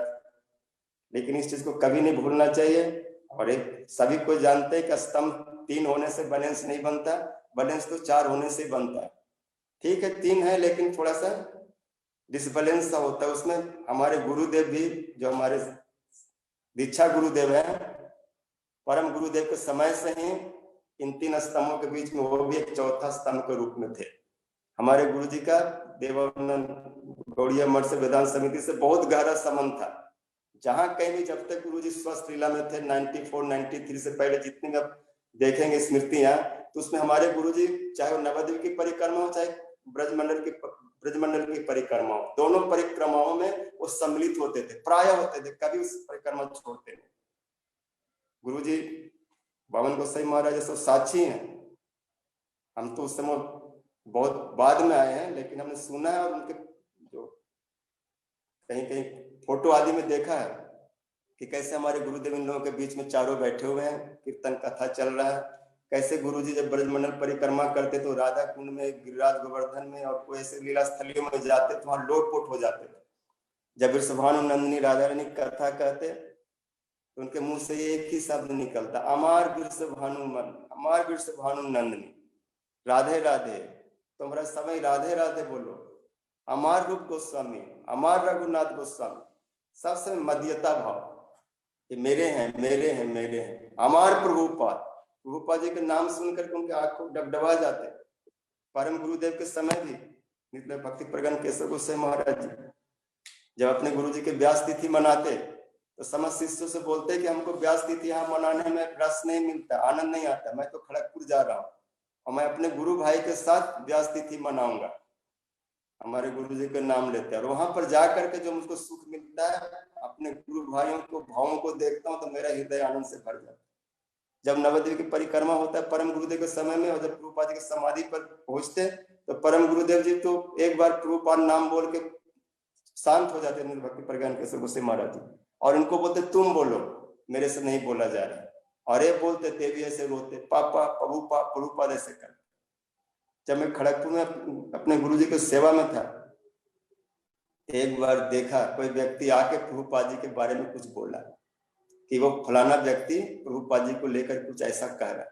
गुरु जी सुन के इतना नाराज हुए, से के तारा में मुख देखबो ना, से कि हमार प्रभुपाद के रकम बोलबे ताके के अधिकार दिए छे, साला ताला मन की द्वेष में रह गए, हमार गुरुदेव के रकम बोलबे।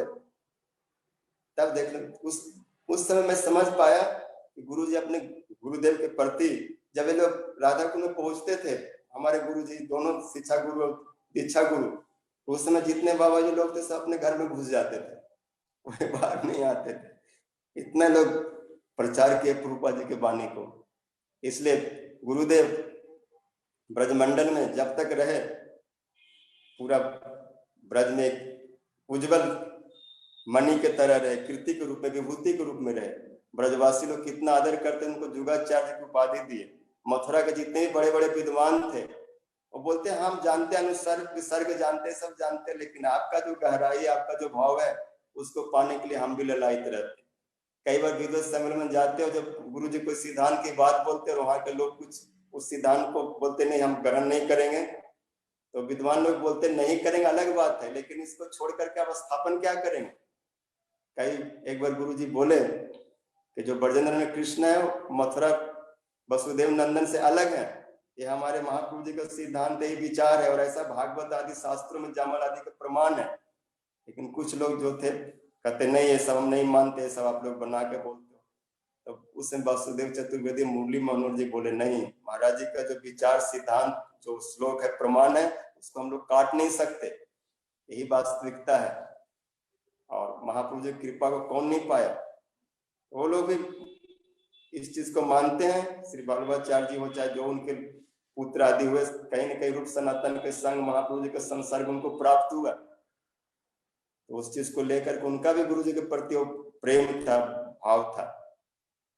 इस प्रकार गुरु जी विशेष करके उत्तर भारत में हिंदी प्रदेश में जो कुछ दिए और पूरे विश्व में वो अविस्मरणीय, उनको भूला नहीं जा सकता। इसलिए जब गुरु जी को उनके गुरुदेव ने प्राप्त किया, जब सर्वस्व त्याग करके नवद्वीप आए, उनसे संन्यास आदि लेकर जब उनको मथुरा के मठ रक्षक के रूप में स्थापित किए, तो कुछ समय के बाद उनके गुरुदेव ने भविष्यवाणी की और वो बोले कि महाप्रभु जी के बाद उत्तर भारत में हिंदी भाषियों में इस प्रकार का प्रचार करने वाला शायद अभी तक कोई प्राप्त नहीं हुआ था। थे बंग भाषा, बंगाली भाषा आदि में प्रचार किए, लेकिन कोई हिंदी भाषा में शुद्ध रूप में, हिंदी रूप में जब जग धर्म उन्होंने प्रकाशित किया, उससे पहले उनके भाव विचार को देख करके परम जी बोले कि मैंने इनको प्राप्त करके ऐसा मुझको लगता है, एक ऐसा मतलब प्राइड फील करता हूँ, गर्व अनुभव करता हूँ कि मैंने नारायण को, गौर नारायण को प्राप्त किया, मैं उत्तर भारत को जीत लिया। उत्तर भारत में इस प्रकार हिंदी भाषा में प्रचार इससे पहले ऐसा नहीं हुआ था। प्रचार था खूब हुआ, लेकिन हिंदी के रूप में, हिंदी भाषाओं में जितने ग्रंथ गुरुदेव जी प्रकाश किए और जितने उत्तर भारत, दिल्ली आदि में, हिंदी प्रदेशों में जितना उनका पैठ था, जम्मू कश्मीर आदि सब पूरे क्षेत्र में, बंगलोर आदि जितने, वही नहीं बंगाल में भी था, लेकिन विशेष करके उस प्रदेश में ऐसा पहले न हुआ न बाद में शायद होगा। भूतों ने भविष्यति, क्योंकि गुरुदेव का उदाहरण गुरुदेव ही हो सकते और दूसरा कोई नहीं हो सकता। इसलिए ऐसे जुगाचार्य गुरुदेव कितना कुछ हमें दे गए हैं, उसका अंत नहीं है। कितना उसको हम ले सकते हैं, ये हमारे मतलब अपने साधन भजन के ऊपर निर्भर करता है और गुरु जी की कृपा के ऊपर।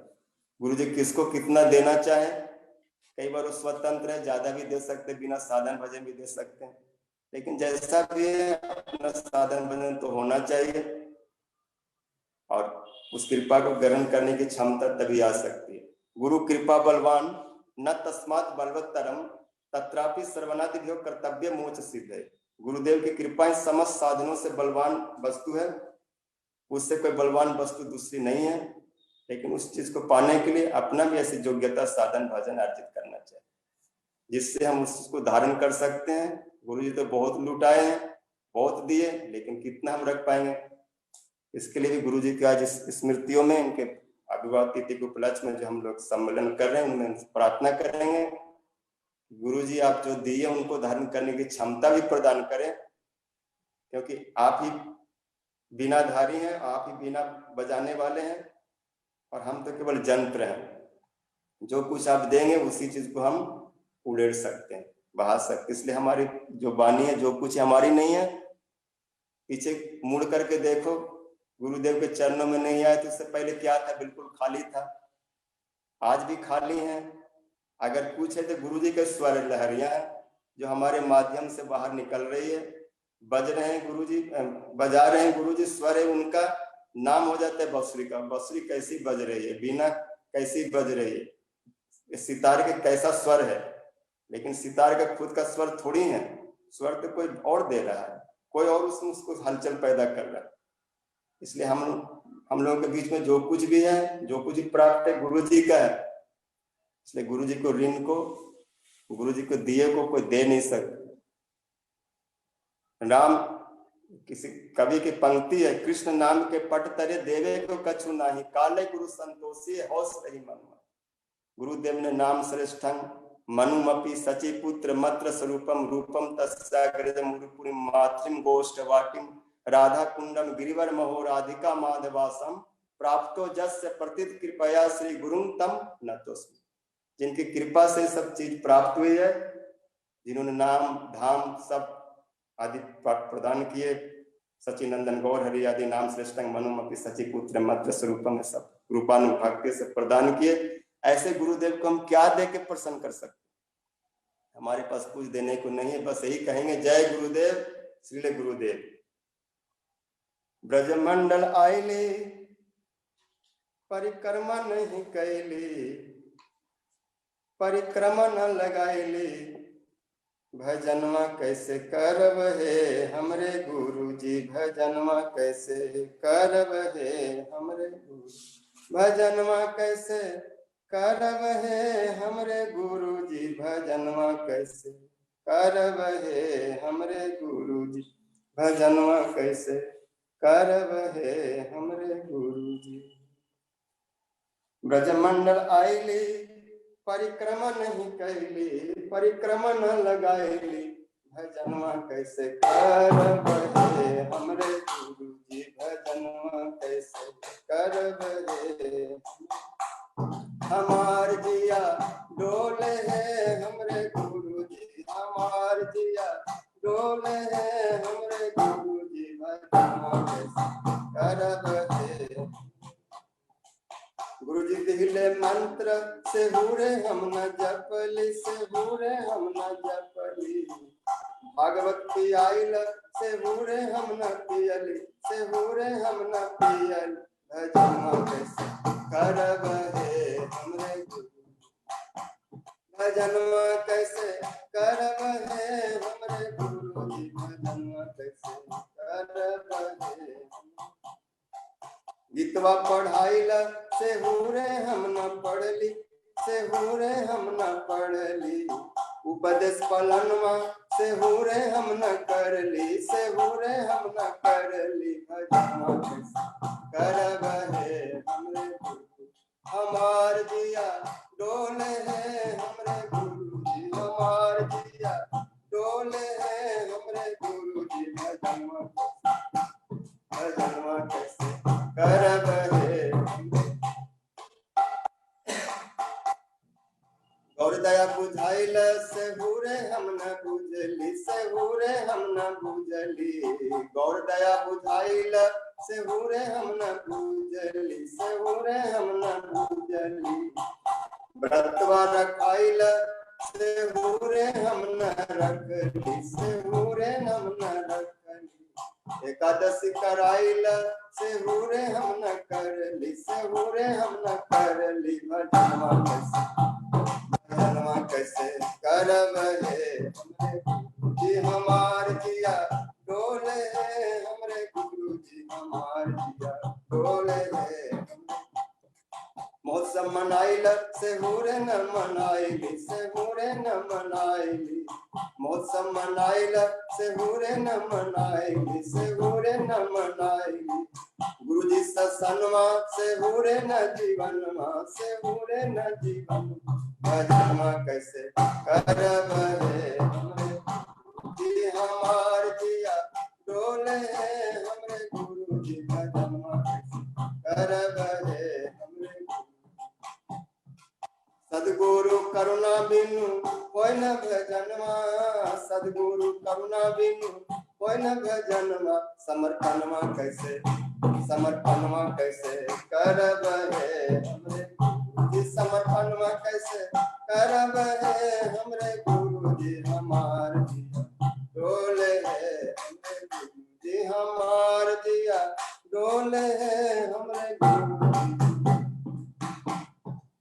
हरे कृष्णा कृष्णा कृष्णा हरे हरे, हरे कृष्णा कृष्णा कृष्णा हरे राम राम राम हरे हरे, हरे राम राम राम हरे कृष्णा कृष्णा कृष्णा हरे हरे, हरे कृष्णा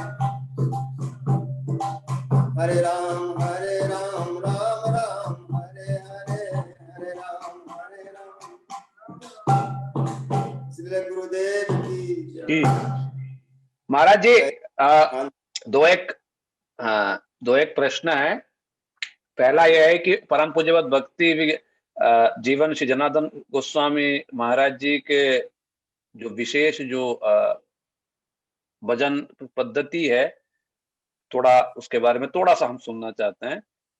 और दूसरा यह है महाराज जी कि कविता दीदी से आपका मतलब कैसे संबंध हुआ और किस प्रकार से दीदी ने आपको गुरुदेव के पास ले गए, भक्ति में प्रेरणा दी। थोड़ा सा दीदी के बारे में भी, क्योंकि वो बोल नहीं रही हैं, थोड़ा सा दीदी की तरफ से आप थोड़ा सा फिर बोल दीजिएगा।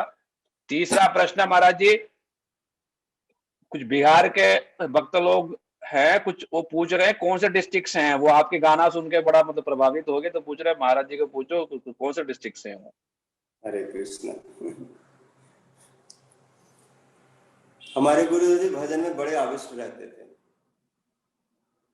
जब मैं खड़गपुर में गया, प्रथम गुरु जी का दर्शन किया, उस सुबह 2-2:30 बजे उठ जाते, स्नान करते, तिलक लगाते, और जब तिलक थोड़ा भी टेढ़ा मेढ़ा होता तो एक तिलक को कम से कम 4 बार पोंछ भी देते। जब तक सीधा नहीं होता तब तक वो शांति से नहीं रहते। तो फिर शिष्य लोग जाकर लगाते, लेकिन गुरु जी का हाथ कांपता था, फिर भी जबरदस्त मतलब लगाने की चेष्टा करते थे। तो फिर शिष्य लोग जब ठीक करते थे, नहीं तो अपने लगाते। मैं भी कई बार लगाने जाता था, अच्छा नहीं लगता, लगाए थोड़ा हाथ से, फिर पोंछ देते, सीधा करके लगा। और इस प्रकार भजन में आविष्ट रहते। जितने भी अस्तव माला के जो अस्तव स्तुति हैं रूप गोस्वामी जी के, और अस्तवावली श्री रघुनाथ गोस्वामी जी के विलाप कुसुमांजलि, और जो भक्तों के कृष्ण के परिकरों के प्रति कैसा संबंध के बारे में जो शब्द बतलाए, अस्तवावली और अस्तवमाला, ये 2 ग्रंथ गुरु जी के प्राण थे और संपूर्ण प्राय कंठस्थ था उनको। और भागवत के जैसे वेणु गीत होगा, जुगल गीत, भ्रमर गीत, गोपी गीत, प्रणय गीत, जितने जो विशेष विशेष जो भागवत के जो गोपियों के जो भाव में गीत हैं, वो सब हमारे गुरु जी को कंठस्थ है। सब समय उसी भाव में भावित रहते। कोई भी सामने चले तो चाहे बच्चा हो, बूढ़ा हो, कोई भी हो, जैसा जो कथा बोलते थे कभी रुकते नहीं थे, बस आवेश में बोले जाते थे। एक आदमी सुन रहा हो, ना 50 सुन रहा हो, दीवार को बोल रहे हैं, ना घर को बोल रहे हैं, ना आसमान को बोल रहे हैं, उनको होश नहीं रहता था। कोई भी सामने से कथा बोलते बोलते, भजन करते करते, हरिनाम करते करते, स्तुति करते करते, कई बार उठ के आवेश में चलने लगते। कहाँ जा रहे हैं, बाथरूम में जा रहे हैं, बास में हाथ जोड़ रहे हैं, कहाँ जा रहे हैं उनको पता नहीं, चलने लगते। चलते चलते उनका जग्गोपवीत खिसक जाता है, उनका उतरिया गिर जाता है। 5-7 बार हम गुरु जी के जग्गोपवीत उठा उठा के उनको देते, और कई बार पूछते, गुरु जी आपका जग्गोपवीत कहाँ? हंसने लगते, बिल्कुल आवेश में रहते। और भजन के समय किसी को अपने पास आने नहीं देते थे, विशेष करके माता जी लोगों को दूर रखते थे। मैं उनका सेवा में करीब करीब 4-5 महीना रहा, तो किसी को चरणों को नहीं आने देंगे, बोले दूर रखना। और कई लोग भक्त बोलते हैं गुरु जी को थोड़ा चरण छुएंगे, कृपा चाहिए, तो हम गुरु जी कई बार पैर दबाते, पैर दबाते दबाते कुछ भक्तों को ठीक है, थोड़ा धूली लेके चले जाओ, चरण धूली लेके चले जाओ। इस प्रकार से होता था। रात्रि को शयन के समय गुरु जी बोलते, थोड़ा सा मेरे को पाउडर सा लगा दो, क्योंकि पसीना से कुछ होता है गर्मी के दिन, तो थोड़ा लगाने जैसे करते, तुम ऐसा गुदगुदाता है, क्या करता है, बहुत हंसी परिहास करते। और प्रसाद जब लेके आते तो कई बार भक्त लोग बोलते, प्रसाद मत देना, कम देना, ऐसा करना, गुरु जी स्वस्थ है। लेकिन गुरु जी की इच्छा होती थी कि ठाकुर जी के जितने भी भोग प्रसाद है सब पहले मेरे पास लाओ, क्या क्या भगवान राधा माधव पाए हैं उन सबको मैं देखना चाहता। और शिष्य लोग कई वैसा व्यवहार करते, मैं लेके जाता था, कई बार बड़े लोग सीनियर लोग हमको रोक देते, नहीं ये मत ले जाना, वो मत ले जाना। तो एक दिन ऐसे हुआ, गुरु जी को थोड़ा करके प्रसाद दे दिया, और गुरु जी मेरे को बोले कि तुम क्या लेके आए, बहुत असंतुष्ट है मेरे ऊपर। मेरे को बड़ा ये लगा, मैं उस समय छोटा बच्चा था, मैं क्या बोलूं। फिर उसके बाद में मैं गया और पूरा का पूरा ठाकुर जी के प्रसाद का थाली उठा के लिया, गुरु जी के सामने रख दिया। गुरु जी सब देखे, थोड़ा सा छुए, पाए, पाके बाद मेरे को बोलते हैं, तुमको क्या लगता है मैं कितना पाया? इतना ही तो पाया ना, लेकिन हमारे सामने भगवान का प्रसाद क्यों नहीं लाते? उसी के बाद से फिर सबको बोले ऐसे नहीं करेंगे, गुरु जी को, गुरु जी के सामने सब प्रसाद दिखा देंगे, और गुरु जी उसमें से थोड़ा छूट के ले लेते, कोई बात नहीं, ऐसा नहीं होना चाहिए। इस तरह से गुरु जी मतलब भावावेश में रहते थे, और कई बार बहुत खुश होकर के एक दिन मेरे से बोल रहे हैं, तुमने कितना लिया, कितना मनी प्राप्त किया, क्या कैसे, कुछ इस तरह से एक पहेली की तरह मतलब हमसे कुछ बोले, जो कुछ समझ में आ रहा था, कुछ नहीं आ रहा था। तो फिर हम गुरुजी से बोले, मैं भी कुछ ऐसा था बचपन से, जवाब हाजिर। बोले गुरुजी आप जो बता रहे हैं कि क्या मनी, क्या प्राप्त, क्या कराते हैं, बोले ये सब मनी आदि जो भी प्राप्त किया जाता है उसका तो कुछ मूल्य होता है, लेकिन आपके चरणों में जो मैं पढ़ा हूँ उसका क्या मिलेगा उसको तो बारे में सोचता नहीं, क्या अमूल्य चीज है, इसलिए मैं क्या बताऊं क्या प्राप्त किया। इसी प्रकार से गुरुजी के साथ बड़ा प्रेम भाव, और मेरे को बच्चा की तरह देखते।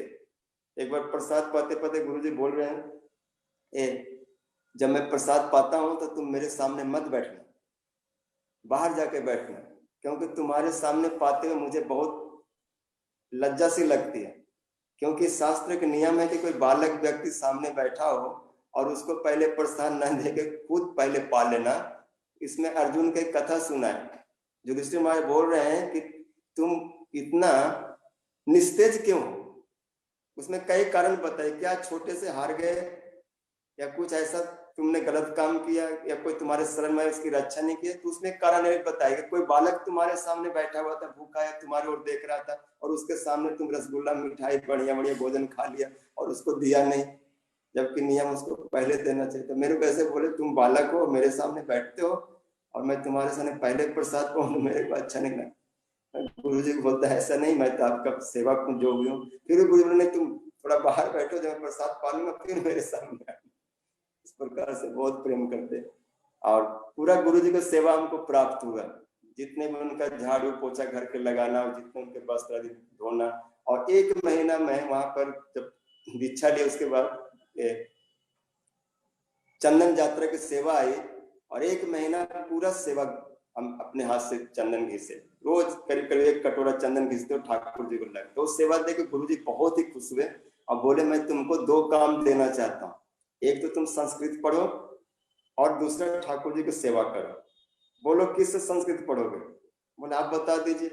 बोले एक सन्यासी मेरे हैं, उस मठ में रहते, मैं उनको बुलाता हूँ। बुलाए, सुबह में आए मेरे पास, ऊपर हम दोनों सोए हुए थे, मैं नीचे सोए, सन्यासी ऊपर सोए थे। बात बात में ब्रह्म स्तुति कोई बात प्रसंग चल गया, और उसने हमसे, उस्मान राय ने बोला कि ये स्तुति में ऐसा ऐसा है। मैं बोला ऐसा नहीं ऐसा है। तो बोले मैं तुमको पढ़ाने आया, तुमको बता रहा है।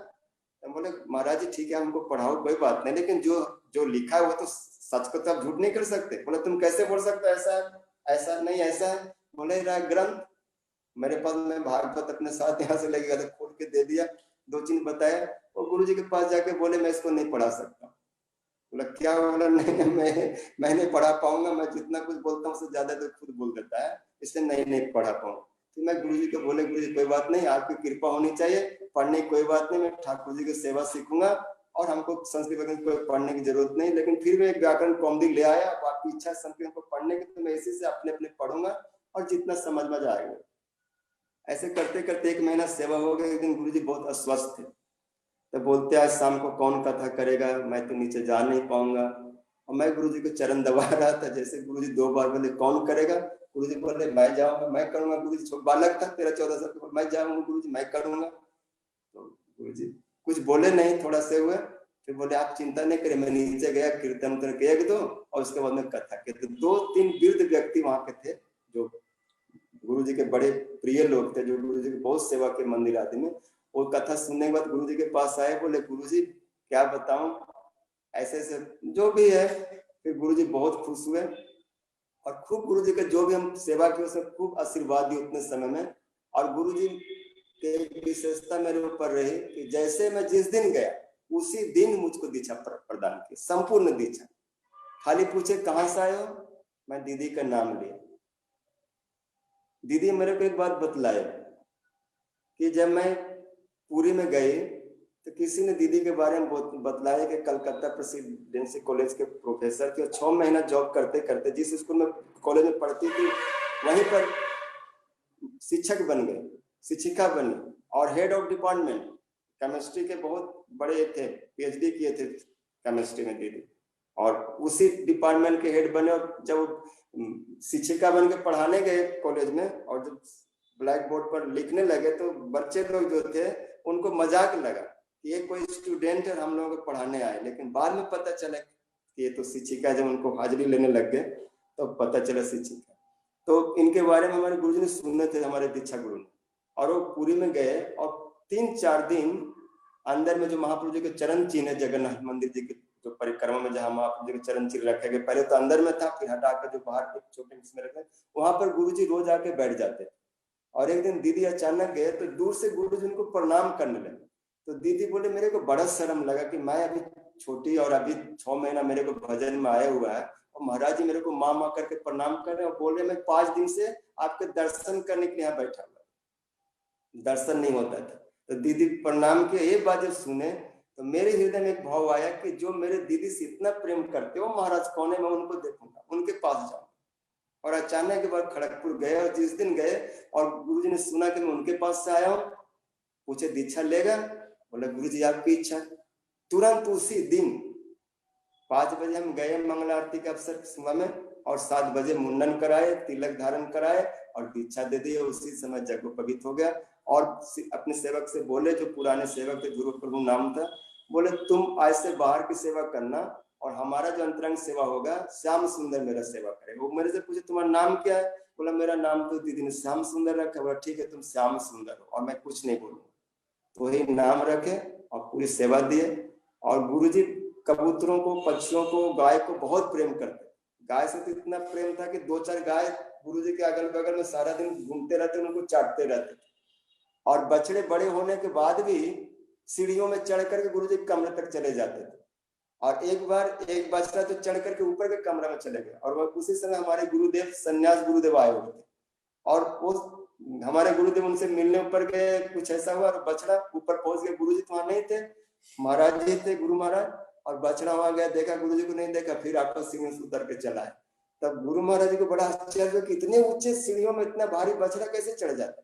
केवल प्रेम। तो 4-5 बजे रोज कबूतरों को 5 किलो चावल देते थे, डेली का नियम था। और मेरे को आवाज लगाते श्याम सुंदर ए पैरा गुली के खेते दो। और फिर उठ के आते, अगर उनको नहीं जब तक दिया जाएगा चावल तब तक वो कबूतर गुटुर गुटुर गुटुर गुटुर करते रहते। और जैसे उनको भोजन मिला उड़ के चले जाते। तो सबके प्रति उनका प्रेम था। और कोई भक्त लोग चले जाए तो पहले इनको प्रसाद पवाओ, इनको रहने की व्यवस्था दो। और इतना कथा सुनाते, इतना आदर करते, इतना प्रेम करते कि जो भी जाता था वो भूलता नहीं था और बार बार जाने की इच्छा करता। हम अपने रहते समय देखा देवानंद गौड़िया मठ से और दूसरे मठ से बड़े बड़े महाराज लोग जाके वहां पर गुरु जी की कथा सुनते और ठाकुर जी के बर्तन साफ करते, झाड़ू पोछा लगाते और गुरु जी के चरणों में 15-15 दिन, महीना दिन पड़े रहते। फिर उसके बाद चले जाते, फिर 2 महीना बाद लौट के आ जाते। ऐसा उनका भाव। अगर कोई गुरु भाई लोग या पूज पर बामन गोसाई महाराज कोई लोग यदि वहां से पुरी जा रहे हैं खड़गपुर, तो पता चले गुरु जी को तो बाल्टी भर भर के दाल चावल सब्जी लेके स्टेशन में पहुंच जाते और वहीं पर सबको बैठा करके भंडारा करवाते, फिर भोजन करवाते। और एक बार बामन गोसाई महाराज अचानक बिना बताए चले आए। सोचे पहले बताऊंगा तो महाराज हमारे कमरा भी साफ सफाई कराएंगे, मेरी तैयारी करने लग जाएंगे, उनको हमसे कष्ट होगा। नहीं बोले और अचानक पहुंच गए। गुरुजी तिलक करके हानि करने बैठे थे, अचानक गए और एकदम से उठे। देख के उनको उठे तो उनका जो बहिर्वास था खुल गया। उसी समय एक हाथ से बहिर्वास पकड़, एक हाथ से महाराज को पकड़ के गले लगा। ऐसे परस्पर प्रेम। लोग जब आमने सामने भक्त लोग थे तो अपनी अपनी कथा बोलते थे, जब कोई नहीं होते तो दोनों आपस में तुम्ही तुम्ही मुही मुही ऐसे करने लगे। बचपन के सब स्मृतियां आ जाती है। ऐसे गुरुजी थे। और दीदी तो हमको बचपन में अपने चरणों में रखे। उनकी कृपा ही सारे कृपा प्राप्ति का मूल है। वो कृपा किए, उसके पीछे पीछे हमें सदगुरु मिल गए, दीक्षा गुरु मिल गए, संन्यास गुरु मिल गए, वृंदावन मिल गया। और 25-30 साल इस मार्ग में भी समय बीत गया और बाकी भी समय आप लोगों के गुरुदेव की कृपा से बीत जाए, यही गुरुदेव के चरणों में प्रार्थना है। और इससे अधिक में क्या। कौन से डिस्ट्रिक्ट से है महाराज? जो कोई पूछ रहा था कोई। अब जिला वाला क्या बताएं, गया जी के पास में है, बस इतना समझ लीजिए। अच्छा चलो ठीक है ठीक है। महाराज जी की बड़ी मतलब आज स्मृतियां रही। महाराज जी बहुत बिजी हैं, व्यस्त हैं, फिर भी मैंने बहुत प्रार्थना किया था महाराज जी से और महाराज जी ने कृपा करके मतलब हम लोगों के समक्ष टाइम निकाला और कितनी मधुर मधुर प्रारंभिक समय से मतलब परम पूज्यपति जीवन श्री जनार्दन गोस्वामी महाराज जी का कितनी मधुर बातें, फिर गुरुदेव के साथ, फिर कविता दीदी के साथ, तो सबके साथ महाराज जी की बहुत सुंदर, महाराज जी बहुत संस्कृत बाद में सीखा, महाराज जी ने इतने बड़े विद्वान है, गुरुदेव हमेशा इनको बोलते थे तुमको बोलना है। तो मुझे याद है महाराज जी बड़ा ही विशेष विशेष चीजें बोलते थे और इतना प्रवेश था चीजों में, बड़ा अच्छा लगता था चीजें। और निश्चित इनको प्रत्येक बार गुरुदेव देते थे बोलने के लिए, कि तो टाइम बड़ा कम होता था। महाराज जी हमेशा शिकायत थी, आप अभी शुरुआती करवाया और घंटी जो है साथ ही साथ आपने बजा दी है, इंजन जो है वो अभी मतलब गर्म होने लगा है और आप बीच में रोक दिया इसको। तो इसी प्रकार महाराज जी का मतलब आवेश रहता था चीजों में, घंटों घंटों महाराज जी मतलब रस विचार में, भागवत के विचार में बोल सकते। ये सब इनके मतलब गुरु सेवा का और वैष्णव सेवा का इन सब का ही फल है। तो महाराज जी हम सारे लोगों पर भी आप विशेष करके कृपा करें, गुरु वैष्णव सेवा में रुचि जगें आपके जैसे। और जो साहित्य में महाराज जी का जो प्रवेश है बहुत अच्छा, महाराज जी का इसमें मतलब पकड़ है। आप भी सब पर कृपा करें कि सब लोगों का भी शास्त्र में मतलब प्रवेश अधिकार हो। और शास्त्र में प्रवेश अधिकार तो श्री गुरु वैष्णव सेवा से ही संभव है, केवल भाषा जानने से ही नहीं हो जाता है। जब गुरु वैष्णव कृपा करते हैं तो सिद्धांत प्रवेश तब हो पाता है। इसलिए आप कृपा करें सब पर कि सबकी रुचि भी वैसे ही वो शास्त्र में। और इस प्रकार से मतलब ये जो शताब्दी साल है, सारे लोग मिलजुल करके गुरुदेव की श्रील बामन गोस्वामी महाराज जी की स्मृतियों में हम सारे डूबे रहें। गौर प्रेमानंदे हरि हरि बोल। पूज्यपाद बस मैं अपने वचन को विश्राम दूंगा एक कीर्तन के साथ, केवल 5 मिनट, और उसके ठीक है बाद महाराज जी, में ठीक है वाणी। ठीक है ठीक है ठीक है। मेरे रमन बिहारी का, मेरे विनोद बिहारी का, मेरे राधा माधव का रूप साज अनमोला है। मेरे राधा माधव का रूप साज अनमोला है। छवि पे जाऊं बलिहार मिसरी के डेला है। मेरे राधा माधव का रूप साज अनमोला है। मेरे राधा माधव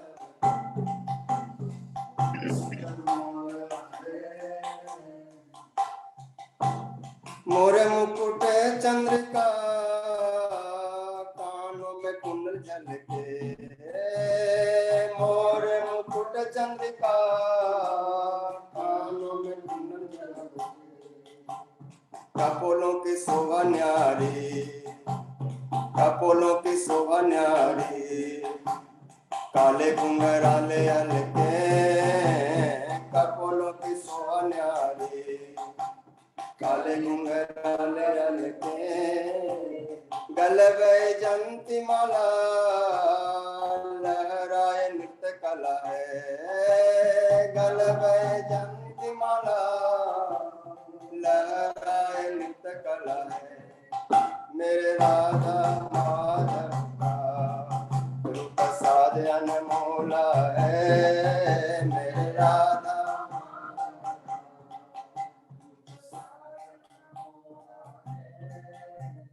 ललाट तिलक सोहे और बिंदिया चमके। ललाट तिलक सोहे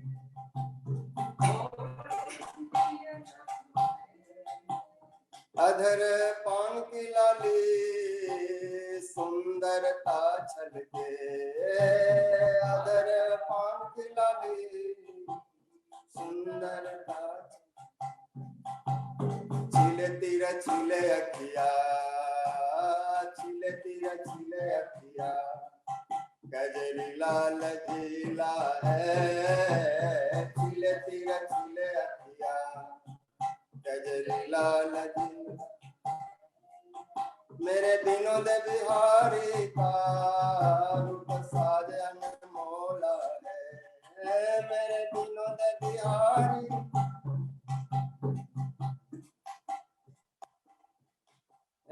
अधर मुरली राजे चरण नुपुर साजे अधर मुरली राजे चरण नुपुर साजे है मंद मंथर गति देख गज राज लाजे है मंद मंथर गति देख गज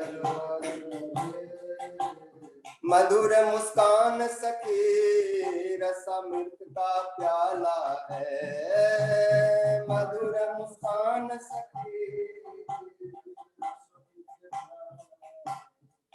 मेरे रमन बिहारी का प्रसाद अनमोला है मेरे रमन बिहारी का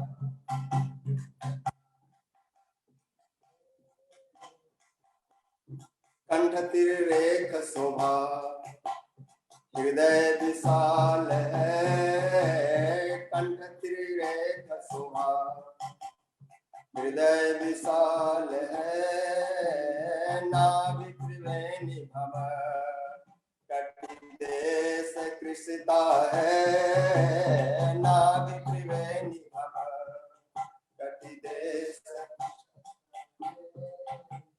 रूप समुद्र बीच पर कौन निकला है रूप समुद्र बीच पर कौन मेरे राधा माधव का प्रसाद अनमोला है मेरे राधा माधव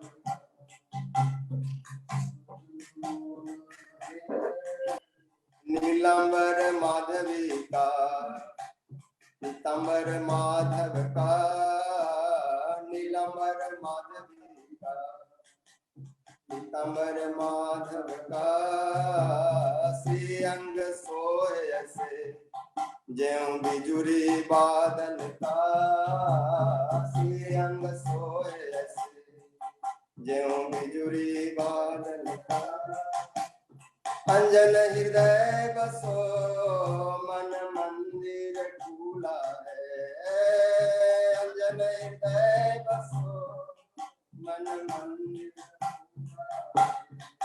मेरे राधा माधव का प्रसाद अनमोला है मेरे राधा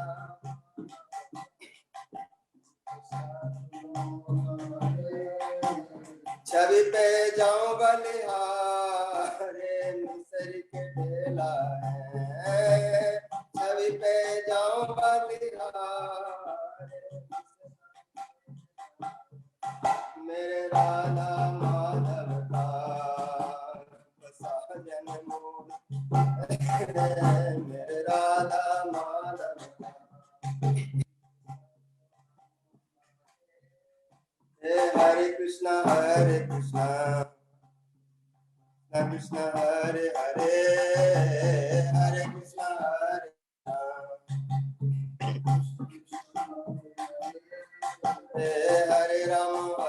राम राम राम हरे हरे हरे राम हरे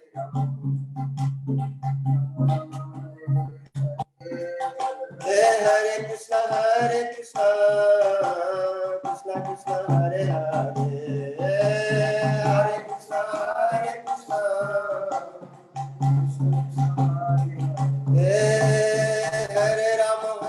राम राम राम हरे हरे हरे राम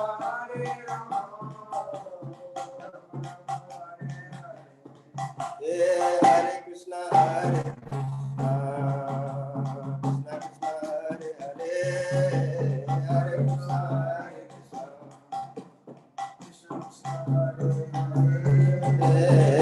राम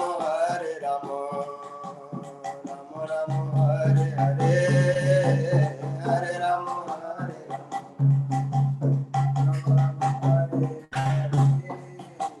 हरे कृष्णा कृष्णा कृष्णा हरे हरे हरे राम राम राम हरे हरे हरे कृष्णा कृष्णा हरे हरे हरे राम हरे कृष्णा कृष्ण हरे हरे हरे राम राम राम हरे निताय गौर हरि बोल हरि बोल हरि बोल निताय गौर हरि बोल निताय गौर हरि बोल हरि बोल निताय गौर। जय नित्य कृष्ण विष्णु भक्तिदान नारायण गोसाई महाराज की जय। सतवर्ष की स्मृति महा महोत्सव की जय। श्रीपानुगुरु वर्ग की जय। श्री गौर प्रेमानंद। पूज्य बात भक्ति वेदांत श्री मधुसूदन महाराज की जय। तदीय मधुर स्मृतियां की जय। श्री गुरुदेव जी के संबंध में जो कुछ भी मेरे मुंह से टूटी फूटी शब्दों में अभिव्यक्त हुआ है सब गुरु जी की कृपा है और जो त्रुटियां वो मेरी है इसके लिए आप लोग क्षमा करेंगे। हृदय स्पर्शी था महाराज जी, हृदय स्पर्शी था, हम इसके लिए ऋणी है आपके निकट। और पूज्यपाद श्री दामोदर महाराज जी को प्रणाम और पदाब्ज प्रभु को भी प्रणाम। इतना सुंदर व्यवस्था सब प्रकार से की है फिर इन लोगों ने, इन सबको भी मेरा प्रणाम। कल भी हम लोग फिर दोबारा मिलेंगे ठीक इसी समय। कल पूज्यपाद भक्ति वेदांत भक्तिसार महाराज जी जो हैं जो चित्तरंजन में हैं वे बोलेंगे कल, ठीक है। गौर प्रेम हमें भी लिंक दे देंगे उनका। सेम लिंक है महाराज जी सेम लिंक है, रोज ही सेम लिंक है, सेम फेसबुक वेबसाइट है, महीने भर चल रहा है, सेम ही है सारा, रोज ही सेम है ना। ठीक है ठीक है महाराज जी, हरे कृष्ण बहुत प्रणाम।